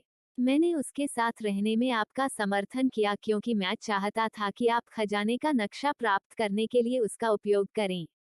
सांगली ने आह भरते हुए कहा, लेकिन मुझे डर था कि आप असहमत होंगे, इसलिए मैंने इसे कभी आपके सामने नहीं लाया। मेरे इरादे स्पष्ट थे, हमें वापस जाने की जरूरत है। हम हमेशा के लिए किताब में नहीं रह सकते। सिस्टर ली, आप चाहती थी कि मैं उसका फायदा उठाऊं? हाँ, सांगली ने ईमानदारी से सिर हिलाया। अन्यथा हम खजाने का नक्शा कभी नहीं पा सकेंगे। मैं ऐसा नहीं कर सकता। सूमो उठ खड़ी हुई। मैं संभवतः किसी ऐसे व्यक्ति का लाभ कैसे उठा सकता हूँ जिसके प्रति मेरी भावनाएं हैं? भूल जाओ। सांगली भी उसका हाथ लेकर उठ खड़ी हुई। चूंकि उसने तुम्हें पत्र में कहा था कि तुम उसकी प्रतीक्षा करो, बस उसकी प्रतीक्षा करो। चूंकि उसने ऐसा कहा है, हो सकता है कि उसके पास तुम दोनों के लिए इसे कारगर बनाने का एक तरीका हो। सूमो ने एक पल सोचा, फिर सिर हिलाया। ठीक है, मैं कुछ दिन इंतजार करूंगा। अगर वह वापस नहीं आया, तो मैं उसे ढूंढने जाऊंगा। फोर ब्यूटीज पवेलियन केवल दोपहर और शाम को खुलता था, इसलिए हर कोई सुबह देर से सोता था। पिछले कुछ दिनों में गूजी ने जिया मियाओ मियाओ से बहुत कुछ सीखा था, और यहाँ तक सभी के लिए टमाटर के अंडे के नूडल्स भी बनाने लगे। विशेष रूप से सांगली का कटोरा बहुत सोच समझकर बनाया गया था, जिसमें 2 तले हुए अंडे डाले गए थे। दीदी, इसे आजमाएं और देखें कि क्या मैंने सुधार किया है। गूजी ने सांगली की ओर आशा से देखा। जियो हान ने अर्थपूर्ण मुस्कान के साथ उसकी ओर देखा। सिस्टर ली को 2 अंडे क्यों मिलते हैं जबकि हम में से बाकी लोगों को केवल एक ही मिलता है? गूजी थोड़ा शर्मा गया। मैंने उसे अपना अंडा दिया। सांगली ने कटोरे में नूडल्स को देखा, फिर अपनी चॉपस्टिक का उपयोग करके एक अंडे को वापस गूजेड के कटोरे में डाल दिया। आप ही खा लो, मैं इतना नहीं खा सकता। गूजी की आंखें थोड़ी झुक गईं, लेकिन उसने कुछ नहीं कहा। उनकी प्रतिक्रिया देखकर सांगली ने नूडल्स का एक टुकड़ा खाया और प्रशंसा करते हुए कहा, आपने इसे बहुत स्वादिष्ट बनाया है। गूजी का चेहरा मुस्कुराहट से चमक उठा। जब तक तुम्हें यह पसंद है, बहन। सूमो को बिल्कुल भी भूख नहीं थी। उसने अपना अंडा जियो हान के कटोरे में डाला। छोटे हान, तुम इसे ले सकते हो। मुझे ज्यादा भूख नहीं है। जियो हान ने भी मना नहीं किया। उसने सूमो की ओर देखा और लापरवाही से पूछा, तुम्हारी आंखों में क्या खराबी है? कल रात ठीक से सोई नहीं। मैं सबसे पहले फोर ब्यूटीज पवेलियन जा रहा हूँ। सूमो बोलने के बाद उठी और चली गई। सिया मियाओ मियाओ ने सूमो की प्रस्थान आकृति को देखा, फिर अपनी कोहनी से सांगली को धक्का दिया। सिस्टर ली, मोमो के साथ क्या हो रहा है? वह बुरे मूड में लग रही है। यह प्रेम प्रसंग के अलावा और क्या हो सकता है? वो यंग अभी भी वापस नहीं आई। नहीं, वो शायद कुछ समय तक वापस नहीं आएगा। जियो हान ने नूडल सूप का आखिरी घूंट पिया, फिर अपना कटोरा नीचे रख दिया। यदि आप मुझसे पूछते हैं, रोमांस से परेशान क्यों हैं? पुरुष केवल आपकी परेशानियां बढ़ाते हैं। अकेले रहना लापरवाह और मुक्तिदायक है ना? देखो, मोमो पहले कभी इतनी उदास नहीं थी। वह सिर्फ सुंदर लड़कों को देखकर खुश हो जाती थी। लेकिन देखो अब वह कैसी है। जियो हान ने एक लंबी आह भरी, फिर अचानक बहुत जोर से डकार ली। बाकी लोग आश्चर्य से उसकी ओर देखने लगे। जियो हान भ्रमित था। क्या क्या भरपेट खाना खाने के बाद डकार आना इतना अजीब है? हे, सिया मियाओ मियाओ ने अजीब ढंग से हंसते हुए कहा। छोटे हान, यदि तुम इस तरह व्यवहार करोगे तो भविष्य में तुमसे कौन शादी करेगा? अगर मैं शादी नहीं कर सकती तो मैं नहीं करूंगी। मैं अकेले पूरी तरह से खुश रहूंगी। आपके भविष्य के बच्चे मुझे अपनी गोदमदर कह सकते हैं, बिना दर्द के मातृत्व का सारा आनंद। क्या यह बहुत अच्छा नहीं है? जियो हान हंसे। सांगली ने अचानक कहा, लिटिल हान सही है। कम से कम आप सभी यहाँ मोमो की तरह किसी के प्यार में नहीं पड़ सकते, अन्यथा आपको भविष्य में नुकसान उठाना पड़ेगा। मोमो इसका प्रमुख उदाहरण है। जियो हान ने उपेक्षापूर्वक अपना हाथ लहराया। चिंता मत करो, मैं निश्चित रूप से नहीं करूंगा। सिया मियाओ मियाओ ने आज्ञाकारी रूप से अपना हाथ उठाया। मैं भी नहीं करूंगा। उनके बगल में बैठे यू यफान और गुजी को वास्तव में समझ नहीं आया कि वे किस बारे में बात कर रहे थे। वे यहाँ किसी के प्यार में क्यों नहीं पड़ सकते? गुजी ने सांगली की ओर देखा, उसकी आंखों में अकेलापन झलक रहा था। 4 सुंदरियों का मंडप आज से 4 ब्यूटीज पवेलियन अब मुफ्त नहीं था। वास्तव में कम लोग थे, लेकिन कुछ लोग जिन्होंने इसका आनंद लिया वे फिर भी खेलने आए। लड़कियां अंततः उतनी व्यस्त नहीं रहीं। साथ ही जिया मियाओ मियाओ द्वारा विशेष रूप से बनाए गए पे बहुत लोकप्रिय थे। उसने मसालेदार सॉस के कुछ जार बेचने की भी कोशिश की। उस शाम लेडी बाई को 4 ब्यूटीज पवेलियन में आते देख सांगली आश्चर्यचकित रह गए। लेडी बाई, मिस सांग, क्या मैं आपसे कुछ बात कर सकता हूँ? लेडी बाई बहुत गंभीर लग रही थीं। सांगली झिझके, फिर लेडी बाई को ऊपर एक निजी कमरे में ले आए। क्या मैं पूछ सकता हूँ कि लेडी बाई आज क्यों आई हैं? सांगली ने पूछा। मैं चाहता हूँ कि आप सभी लैंड सिटी छोड़ दें, लेडी बाई ने सीधे कहा। मैंने आपको पहले ही कहा था, लेडी बाई, आपको हमें लैंड सिटी छोड़ने का अधिकार नहीं है। हम पहले ही बाई परिवार छोड़ चुके हैं। आपको हमारे संबंध में किसी और चीज में हस्तक्षेप करने का कोई अधिकार नहीं है। लेडी बाई ने अपना हाथ बढ़ाया और बगल में बैठे वांगफू ने उसे चांदी के नोटों का ढेर दिया। क्या यह काफी है? लेडी बाई ने सांगली के सामने चांदी के नोट धकेल दिए।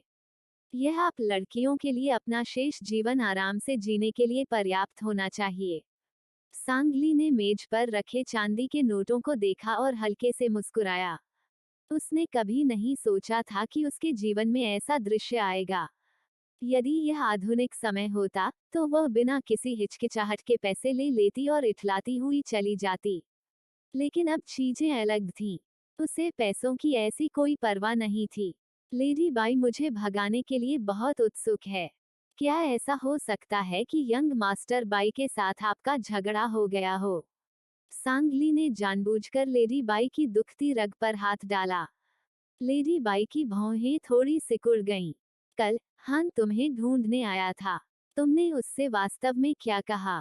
कल जब बाई युनहान वापस लौटी और उसने गुप्त रूप से किसी को दवा की दुकान के मालिक की मौत की जांच करने का आदेश दिया, तो उसे पहले से ही संदेह हो गया था। ओह, मैंने उसे केवल यह बताया कि दवा की दुकान के मालिक को वो यंग ने नहीं मारा था। सांगली ने लेडी बाई की आंखों में देखा और पूछा, लेडी बाई, आपको क्या लगता है कि यह किसने किया? आप? लेडी बाई ने सदमे से सांगली की ओर देखा। वह हमेशा से जानती थी कि सांगली चतुर है, यही कारण है कि उसने थर्ड मैडम को बेनकाब करने के लिए उनका इस्तेमाल किया था। लेकिन उसने कभी नहीं सोचा था कि सांगली इतनी चतुर होगी। लेडी बाई की निगाहें ठंडी हो गईं। मिस सांग, कभी कभी बहुत चालाक होना अच्छी बात नहीं है। सांगली ने चांदी के नोट लेडी बाई की ओर वापस धकेल दिए। लेडी बाई, मैं बाई परिवार के मामलों में शामिल नहीं होना चाहता। जब तक आप हमारे जीवन में बाधा नहीं डालती, हमारा एक दूसरे से कोई लेना देना नहीं है।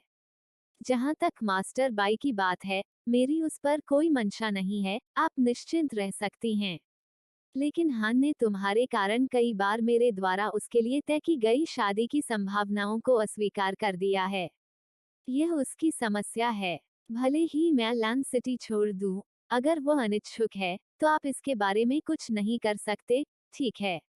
लेडी बाई ने सांगली पर एक नजर डाली, फिर जाने के लिए खड़ी हो गई। मिस सांग, ऐसा लगता है कि मैंने आपको कमा का। सांगली मंद मंद मुस्कुराए। आपकी प्रशंसा के लिए धन्यवाद, लेडी। लेडी बाई खर्राटे लेती हुई निजी कमरे से बाहर निकलने के लिए मुड़ी। चैप्टर 58, स्त्रियां निर्दयी नहीं होती, स्थिति अस्थिर होती है। अगली सुबह लेडी बाई को उम्मीद नहीं थी कि ली परिवार वास्तव में शादी का प्रस्ताव देने आएगा। यह श्रीमती ली थी जो दियासलाई बनाने वाले के साथ आई थी, और वे एक बड़ा सगाई उपहार भी लेकर आए थे, जिसे बाई परिवार के आंगन में रखा गया था। हालांकि श्रीमती ली का चेहरा बहुत अच्छा नहीं लग रहा था। जैसे ही मैचमेकर ने लेडी बाई को देखा, वह गर्मजोशी से उसके पास आई। ली परिवार की युवा master lady Bai, miss Bai Yunxian को प्रपोज करने के लिए यहाँ आई हैं। लेडी बाई ने श्रीमती ली की ओर देखा और अंततः उन्हें अंदर आमंत्रित किया। जब बाई युनहान को पता चला कि ली परिवार शादी का प्रस्ताव देने आया है, तब भी वह थोड़ा आश्चर्यचकित हुआ। पहले जब वह ली वेनिक्सुआन को खोजने गए, तो ली वेनिक्सुआन ने इस बात पर जोर दिया कि चाहे कुछ भी हो जाए, बाई यूनिक्सन से शादी नहीं करनी चाहिए। हालांकि अब जब ली परिवार शादी का प्रस्ताव लेकर आया, तो आखिरकार यह एक अच्छी बात थी, इसलिए उसने तुरंत किसी को बाई यूनिक्सन और दूसरी चाची को लाने के लिए अध्ययन मंडप में जाने का आदेश दिया। गाड़ी में दूसरी चाची को अभी भी दिल में थोड़ी घबराहट महसूस हो रही थी। यूनिक्सन, क्या यह ली वेंक्सुआन पहले तुमसे शादी नहीं करना चाहता था? वह अचानक प्रपोज करने कैसे आ सकता है? बाई यूनिक्सन का चेहरा भावहीन था। इन दिनों ली वेंक्सुआन के घर और बाई परिवार में उसे जो शिकायतें झेलनी पड़ी, उससे वह काफी बड़ी हो गई थी। शायद उसने इसका पता लगा लिया है। बाई यूनिक्सन ने उदासीनता से कहा। ली वेंक्सुआन की मर्दानगी खत्म कर दी गई, इसलिए वह भविष्य में कभी संतान पैदा नहीं कर पाएगा। और ली वेंक्सुआन ली परिवार में एकमात्र संतान थी। ऐसा नहीं था कि वे केवल एक बच्चा चाहते थे, बल्कि ली वेंक्सुआन के जन्म के बाद श्री ली को चोट लग गई थी और वह अब प्रजनन योग्य नहीं रह सकते थे। यह भी एक कारण था कि श्री ली ने कभी उपपत्नी नहीं रखी। वह अब ली वेंक्सुआन के बच्चे से गर्भवती थी। यह सुनिश्चित करने के लिए कि ली परिवार का एक उत्तराधिकारी हो, ली वेंक्सुआन को उससे शादी करनी पड़ी। अन्यथा ली परिवार सचमुच खत्म हो जाएगा।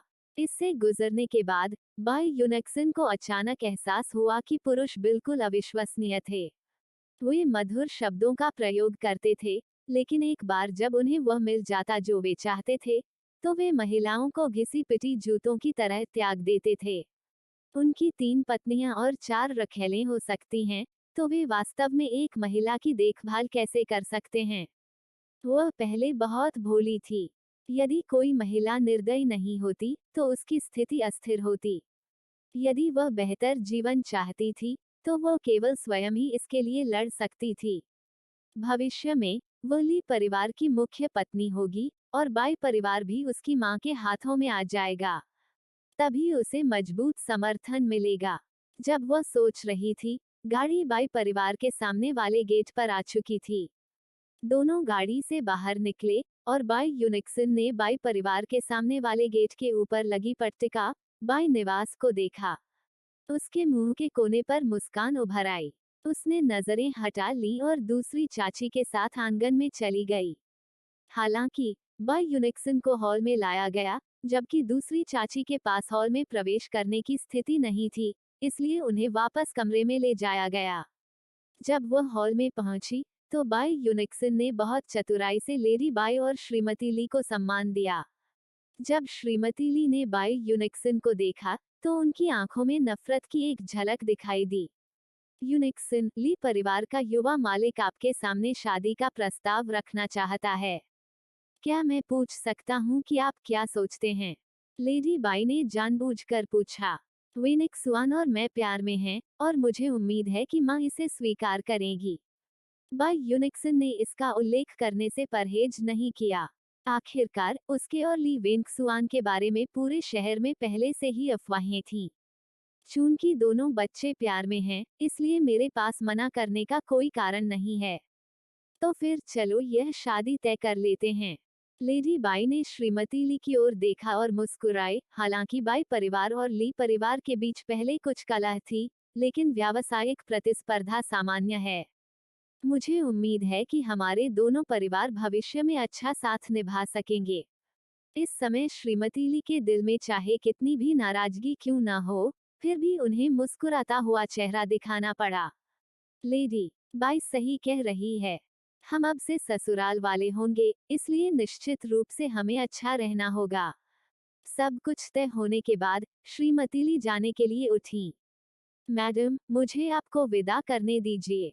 बाई यूनिक्सन खड़ी हो गईं और श्रीमती ली की ओर मुस्कुराते हुए देखा। श्रीमती ली ने उसकी ओर देखा, बमुश्किल अपने चेहरे पर भाव बरकरार रख सकी। लेकिन उसने फिर भी कहा, तब मुझे मिस बाई को परेशान करना होगा। जब तक श्रीमती ली बाई के घर से बाहर नहीं निकली और गाड़ी पर चढ़ने ही वाली थी, तब तक उन्होंने बाई यूनिक्सन को देखने के लिए पीछे मुड़कर नहीं देखा। उनका चेहरा बेहद उदास था। मिस बाई, आपको लगता है कि इस तरह की चालों से ली परिवार में शादी करने के बाद आपके अच्छे दिन आएंगे? आप दुष्ट महिला, बस तब तक इंतजार करें जब तक आप ली परिवार में शादी नहीं कर लेती। मैं आपको नहीं छोड़ूंगा। बाई यूनिक्सन न केवल श्रीमती ली द्वारा डांटे जाने पर क्रोधित नहीं हुई, बल्कि वह मुस्कुराई और श्रीमती ली की छाती पर लगे कपड़ों को भी ठीक किया। वह झुकी और इतने जोर से बोली कि केवल वे दोनों ही सुन सके। मैडम, अगर मैं ठीक रहा, तो आपका पोता भी ठीक हो जाएगा, अन्यथा आपके लिए परिवार का कोई वारिस नहीं होगा। आप श्रीमती ली बाई यूनिक्सन के शब्दों पर इतनी क्रोधित हुई कि उनकी छाती जोर से फूल गई। अगर वेंगसुआन शुरू से ही मुझसे शादी करने को तैयार होती, तो मुझे इतनी सख्ती से काम नहीं करना पड़ता। बाई यूनिक्सन का स्वर अचानक बदल गया, और वह उसकी ओर देखकर मुस्कुराई। लेकिन चिंता मत करो, मैं एक अच्छी बहू बनूंगी और तुम्हारी अच्छी सेवा करूंगी। बाई यूनिक्सन ने बोलना समाप्त करने के बाद 2 कदम पीछे हटकर श्रीमती ली को प्रणाम किया। मैडम, आपकी यात्रा सुरक्षित रहे। श्रीमती ली क्रोध से निःशब्द हो गईं। जब तक वह गाड़ी पर नहीं चढ़ी तब तक उसका मन अंततः शांत नहीं हुआ।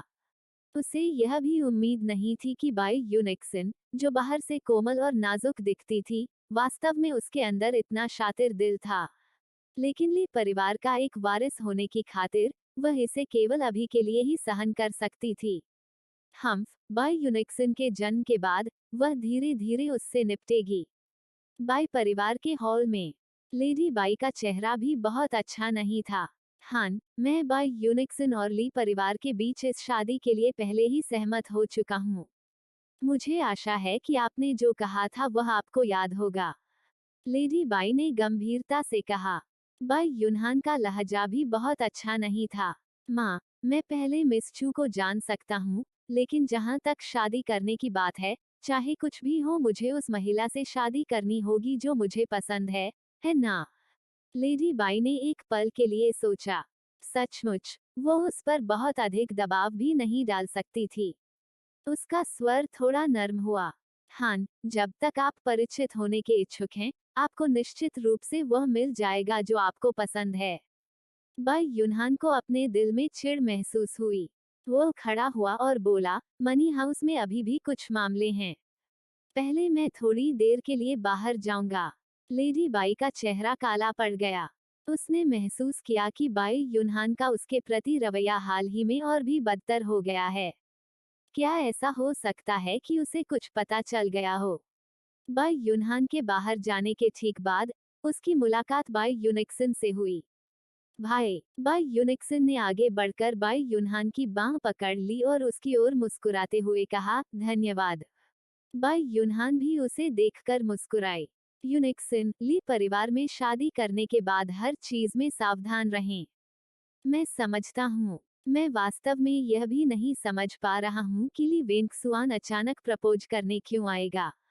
यदि वह भविष्य में आपके साथ अच्छा व्यवहार नहीं करता है, तो कभी भी मेरे पास आएं। मैं आपका भाई हूँ, और निश्चित रूप से मैं आपके साथ खड़ा रहूंगा। ठीक है। बाई यूनिक्सन ने अपनी आंखें नीची की और सिर हिलाया। मुझे अभी भी कुछ मामले निपटाने हैं, इसलिए पहले मैं थोड़ी देर के लिए बाहर जाऊंगा। ठीक है। बाई यूनिक्सन ने बाई यूनहान का हाथ छोड़ दिया और मुस्कुराई। भाई, मैं आज रात आपको धन्यवाद देने के लिए आपकी पसंदीदा पिघली हुई क्रीम पफ बनाऊंगी। यदि आप नहीं होते, तो माँ शायद मुझे ली परिवार में शादी नहीं करने देती। बाई यूनहान ने अपना सिर थपथपाया। ठीक है, तो मैं पहले जाऊंगा। बाई यूनहान की विदा होती आकृति को देखते हुए, बाई यूनिक्सन ने अपनी आस्तीन में जहर दबा लिया। उसकी आंखों के सामने अंधेरा छा गया। भाई, मुझे माफ कर दो। जब तक लेडी बाई थी, उसकी माँ के कभी अच्छे दिन नहीं आए। Chapter 59, my heart is itching. मेरे दिल में खुजली हो रही है। रात हो गई, और सांगली और अन्य लोग आंगन में पिछले कुछ दिनों में फोर ब्यूटीज पवेलियन की आय और व्यय का मिलान कर रहे थे। अचानक आंगन के गेट के बाहर से तेज खटखट की आवाजें आईं। सुमो तुरंत उठ खड़ी हुई। उसने सोचा कि यह वो यंग है जो लौट आया है, और जल्दी से दरवाजा खोलने के लिए चाली गई। मिस सू, आखिरकार मैंने तुम्हें ढूंढ ही लिया। फैंग क्विंग हॉन्फ रहा था। वो अपने साथ एक घोड़ा लाया था, जो स्पष्ट रूप से जल्दी में आ गया था। यंग मास्टर को कुछ हो गया है। क्या मिस जियाओ बाई निवास को देखने जा सकती हैं? फैंग क्विंग ने तुरंत कहा। क्या हुआ? सांगली आगे बढ़े। यंग मास्टर को जहर दे दिया गया था। तब से वह बेहोश हैं। हमने कई डॉक्टरों को बुलाया लेकिन कोई मदद नहीं कर सका। फिर मुझे याद आया कि मिस जियाओ दवा जानती हैं, इसलिए मैं आपको ढूंढने आया हूँ। जियो हान ऊपर चला गया। उसे अचानक जहर कैसे मिल गया? मिस जियो, चलो चलते चलते बात करते हैं, ठीक है? फिर एक क्षण रुकें, मुझे अपनी दवा किट लेनी होगी। जियो हान ने जल्दी से अंदर जाने से पहले कहा। मोमो, तुम्हें मार्शल आर्ट आती है? लिटिल हान के साथ जाओ, मुझे उसके अकेले जाने में सहजता महसूस नहीं होती। सांगली ने कहा। ठीक है। सुमो ने सिर हिलाया और एक घोड़े को आगे बढ़ाया। जियो हान के बाहर आने के बाद तीनों तुरंत घोड़े पर सवार हो गए। सांगली दरवाजे पर खड़ी उनकी लुप्त होती आकृतियों को देख रही थी, अपने दिल में एक बेचैनी के साथ कुछ चिंतित महसूस कर रही थी।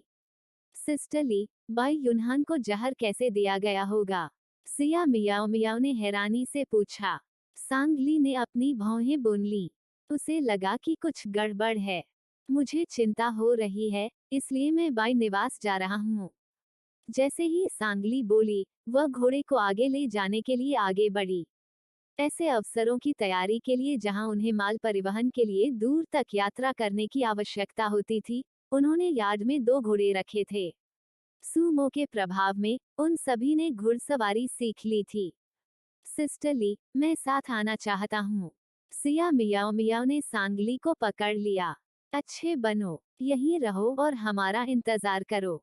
सिया मियाओ मियाओ ने आज्ञाकारी ढंग से जाने दिया, यह जानते हुए कि वह किसी काम की नहीं होगी और केवल एक बोझ होगी।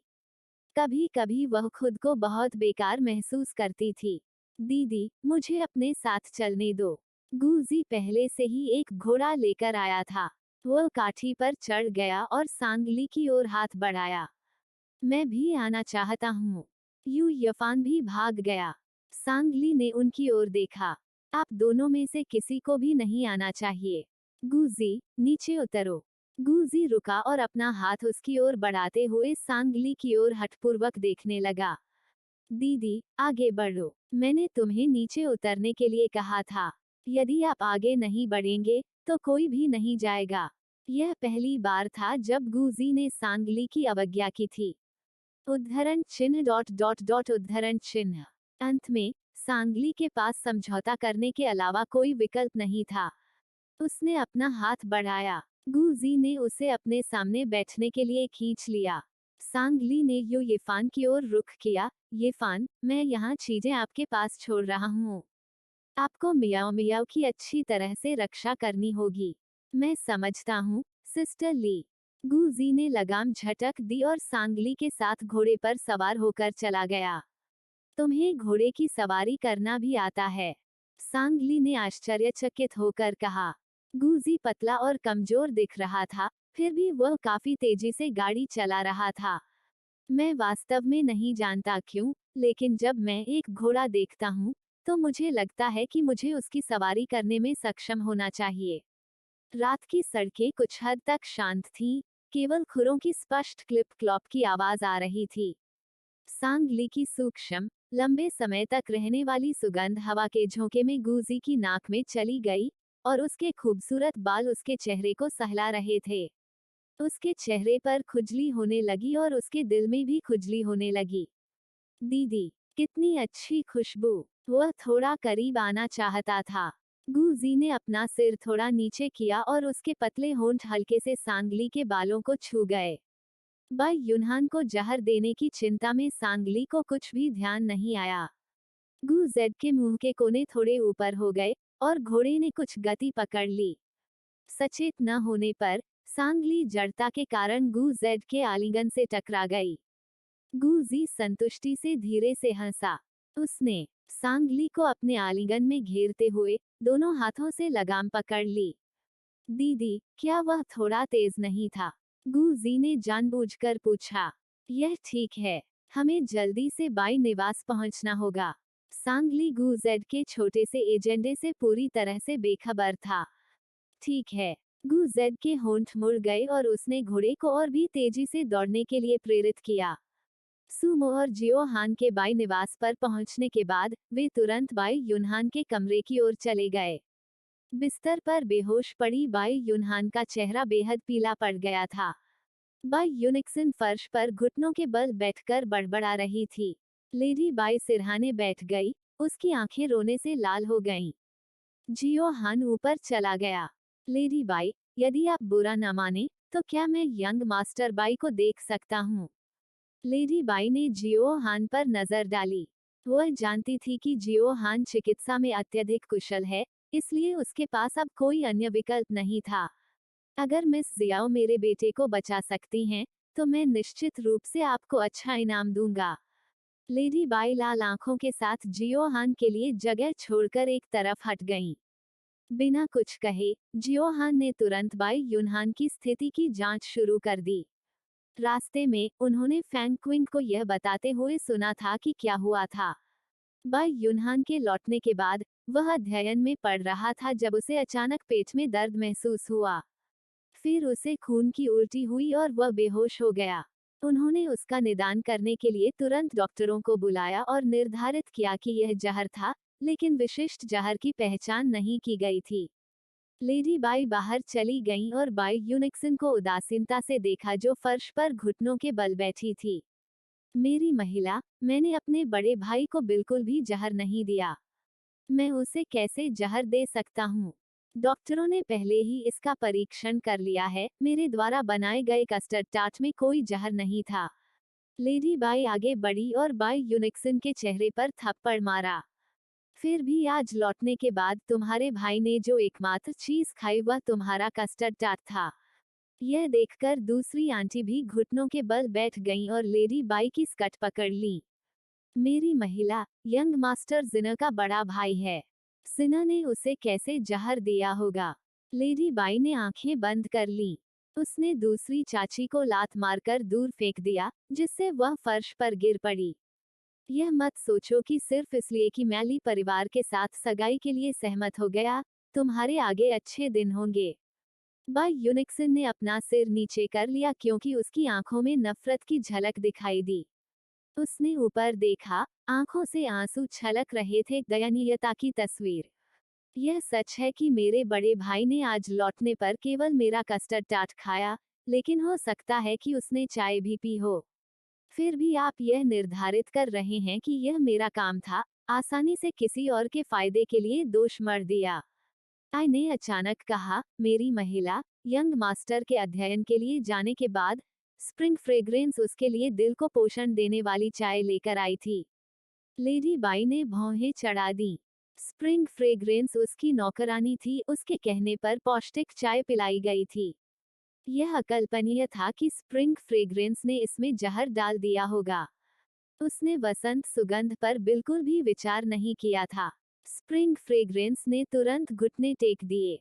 मेरी महिला बुद्धिमान है। मैं यंग मास्टर को जहर कैसे दे सकता था? यह बहुत ही सरल मामला है। क्यों न चाय यहाँ लाकर इसका पता लगाने के लिए परीक्षण किया जाए। सुमो ने बगल से टिप्पणी की। लेडी बाय अपने हाथ से बटला वांग को संकेत देने से पहले रुक गईं। बटला वांग, अध्ययन कक्ष में जाओ और वह चाय यहाँ ले आओ। हाँ, मेरी औरत। इसके तुरंत बाद बटला वांग चायदानी लेकर वापस लौटा।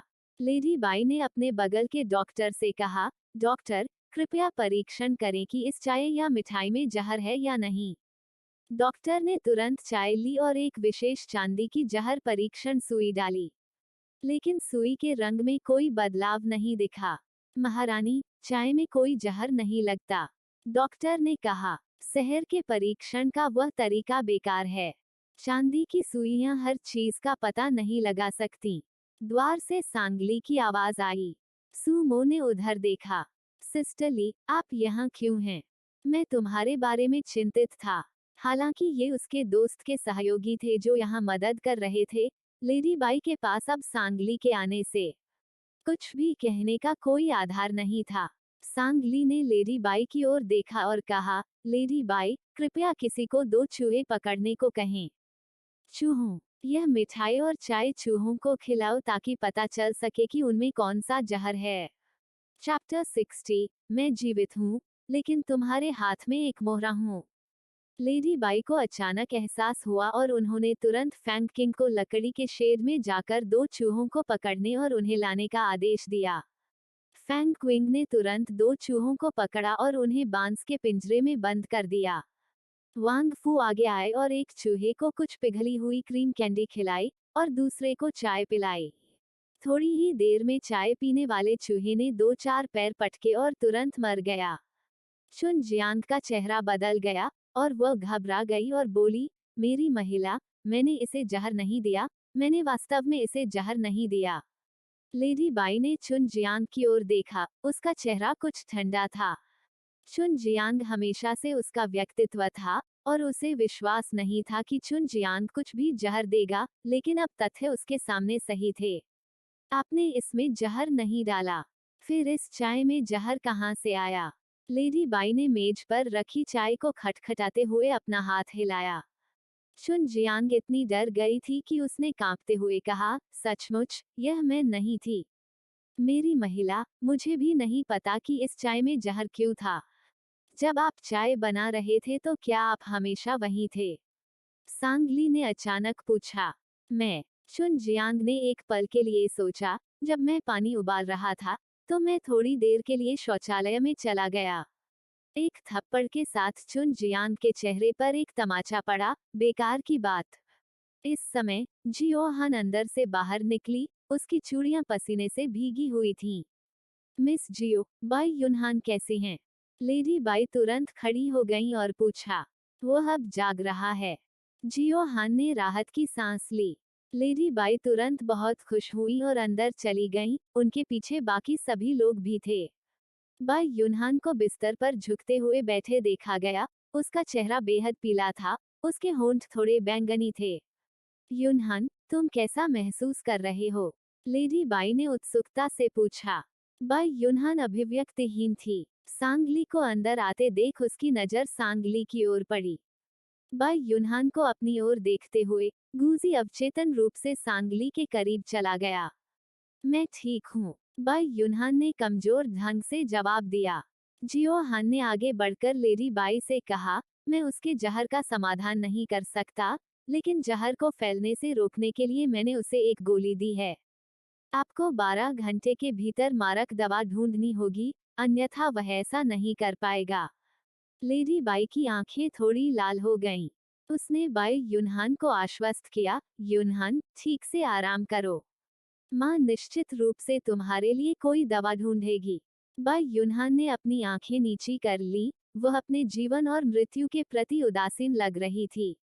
उन्होंने हल्के से कहा, माँ, इंसान अंततः मर जाता है। जीवन और मृत्यु के बारे में ज्यादा चिंता मत करो। कभी कभी जीवित रहना मृत होने से भी अधिक दर्दनाक होता है। बाई यूनहान के शब्दों को सुनकर लेडी बाई भावुक होने से खुद को नहीं रोक सकी। उसके चेहरे से आंसू बहने लगे। आप किस बकवास की बात कर रहे हैं? माँ आपको कैसे मरने दे सकती है?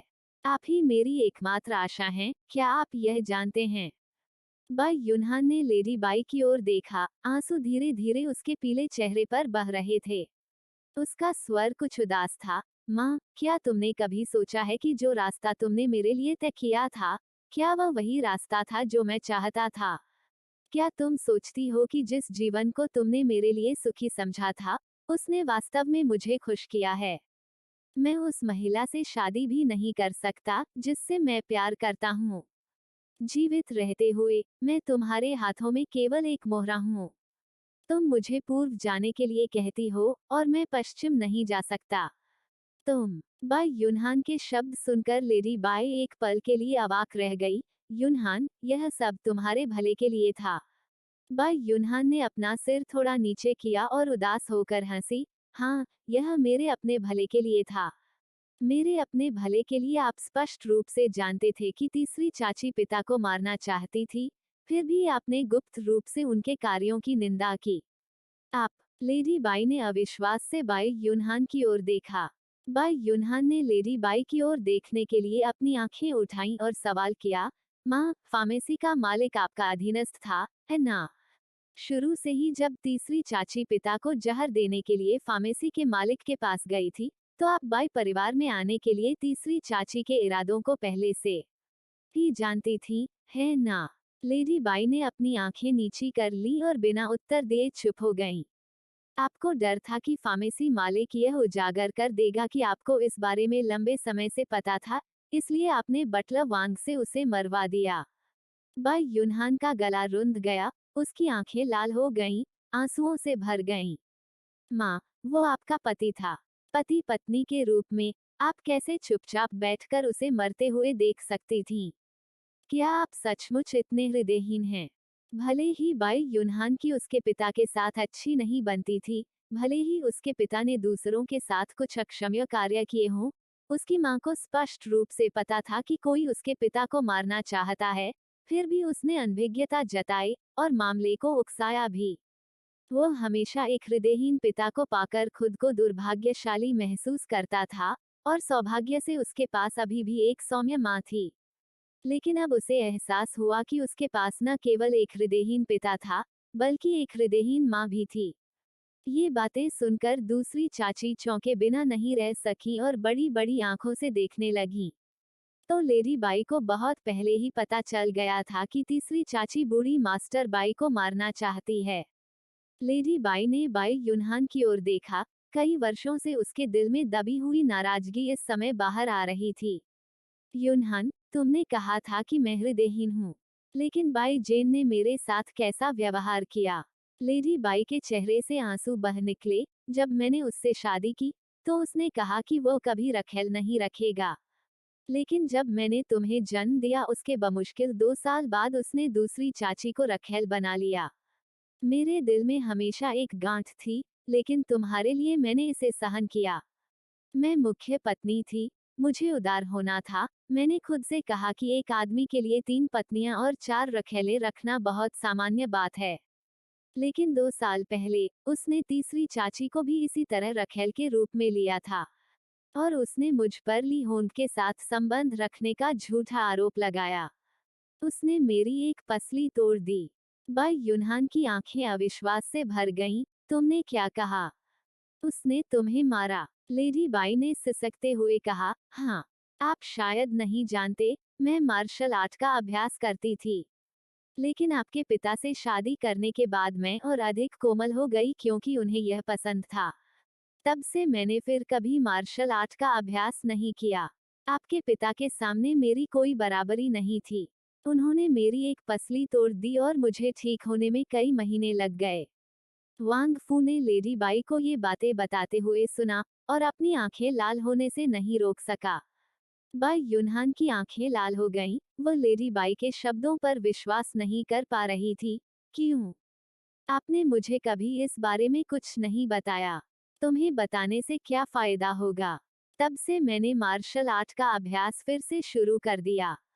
मैं पिछले 2 वर्षों से गुप्त रूप से प्रशिक्षण ले रहा हूँ। आपके पिता ने मेरी उपेक्षा की और मैंने अपने तक ही सीमित रखा। फार्मेसी का मालिक वास्तव में मेरा अधीनस्थ था। पहली बार तीसरी चाची ने फार्मेसी के मालिक से किसी को जहर देने के लिए कहा था। मुझे पहले से ही पता था कि बाई परिवार में आने के उनके गुप्त उद्देश्य क्या थे। जब मैं आपके पिता से इतनी नफरत करता था तो मैं तीसरी चाची को कैसे उजागर कर सकता था? सांगली ने लेडी बाई की ओर देखा, तो आप हमेशा से हमारा इस्तेमाल कर रही हैं। तीसरी चाची को बाई परिवार से बाहर निकालने के लिए, उसे बेनकाब करने के लिए हमारा इस्तेमाल कर रही हैं। हाँ, मैं बस आपके हाथों थर्ड आंटी को बेनकाब करना चाहता था, लेकिन मैंने कभी नहीं सोचा था कि युनहान आपके प्यार में पड़ जाएगा। लेडी बाई ने एक पल के लिए अपनी आंखें बंद कर ली। युनहान, कोई भी मुझसे नफरत कर सकता है और मुझे दोषी ठहरा सकता है, लेकिन आप नहीं। बाई जेन जानती थी कि तुम्हें व्यवसाय करना पसंद नहीं है और वह चाहती थी कि दूसरी चाची और तीसरी चाची उसके लिए एक और बेटा पैदा करें। अगर उसका वास्तव में एक और बेटा है, तो क्या आपको लगता है कि बाई परिवार में आपके लिए अभी भी कोई जगह होगी? मैंने जो कुछ भी किया वह तुम्हारे लिए था। माँ, मुझे बाई परिवार की संपत्ति में कोई दिलचस्पी नहीं है। मैं केवल आशा करता हूँ कि हम इन भयावह योजनाओं के बिना एक परिवार के रूप में सौहार्दपूर्ण ढंग से रह सकते हैं। क्या आपको लगता है कि यह संभव है? लेडी बाई ने प्रतिवाद किया। बाई युनहान ने कोई उत्तर नहीं दिया। सचमुच, क्या यह संभव था? बाई परिवार में रहते हुए उनकी छोटी सी इच्छा भी विशफुल सोच ही थी।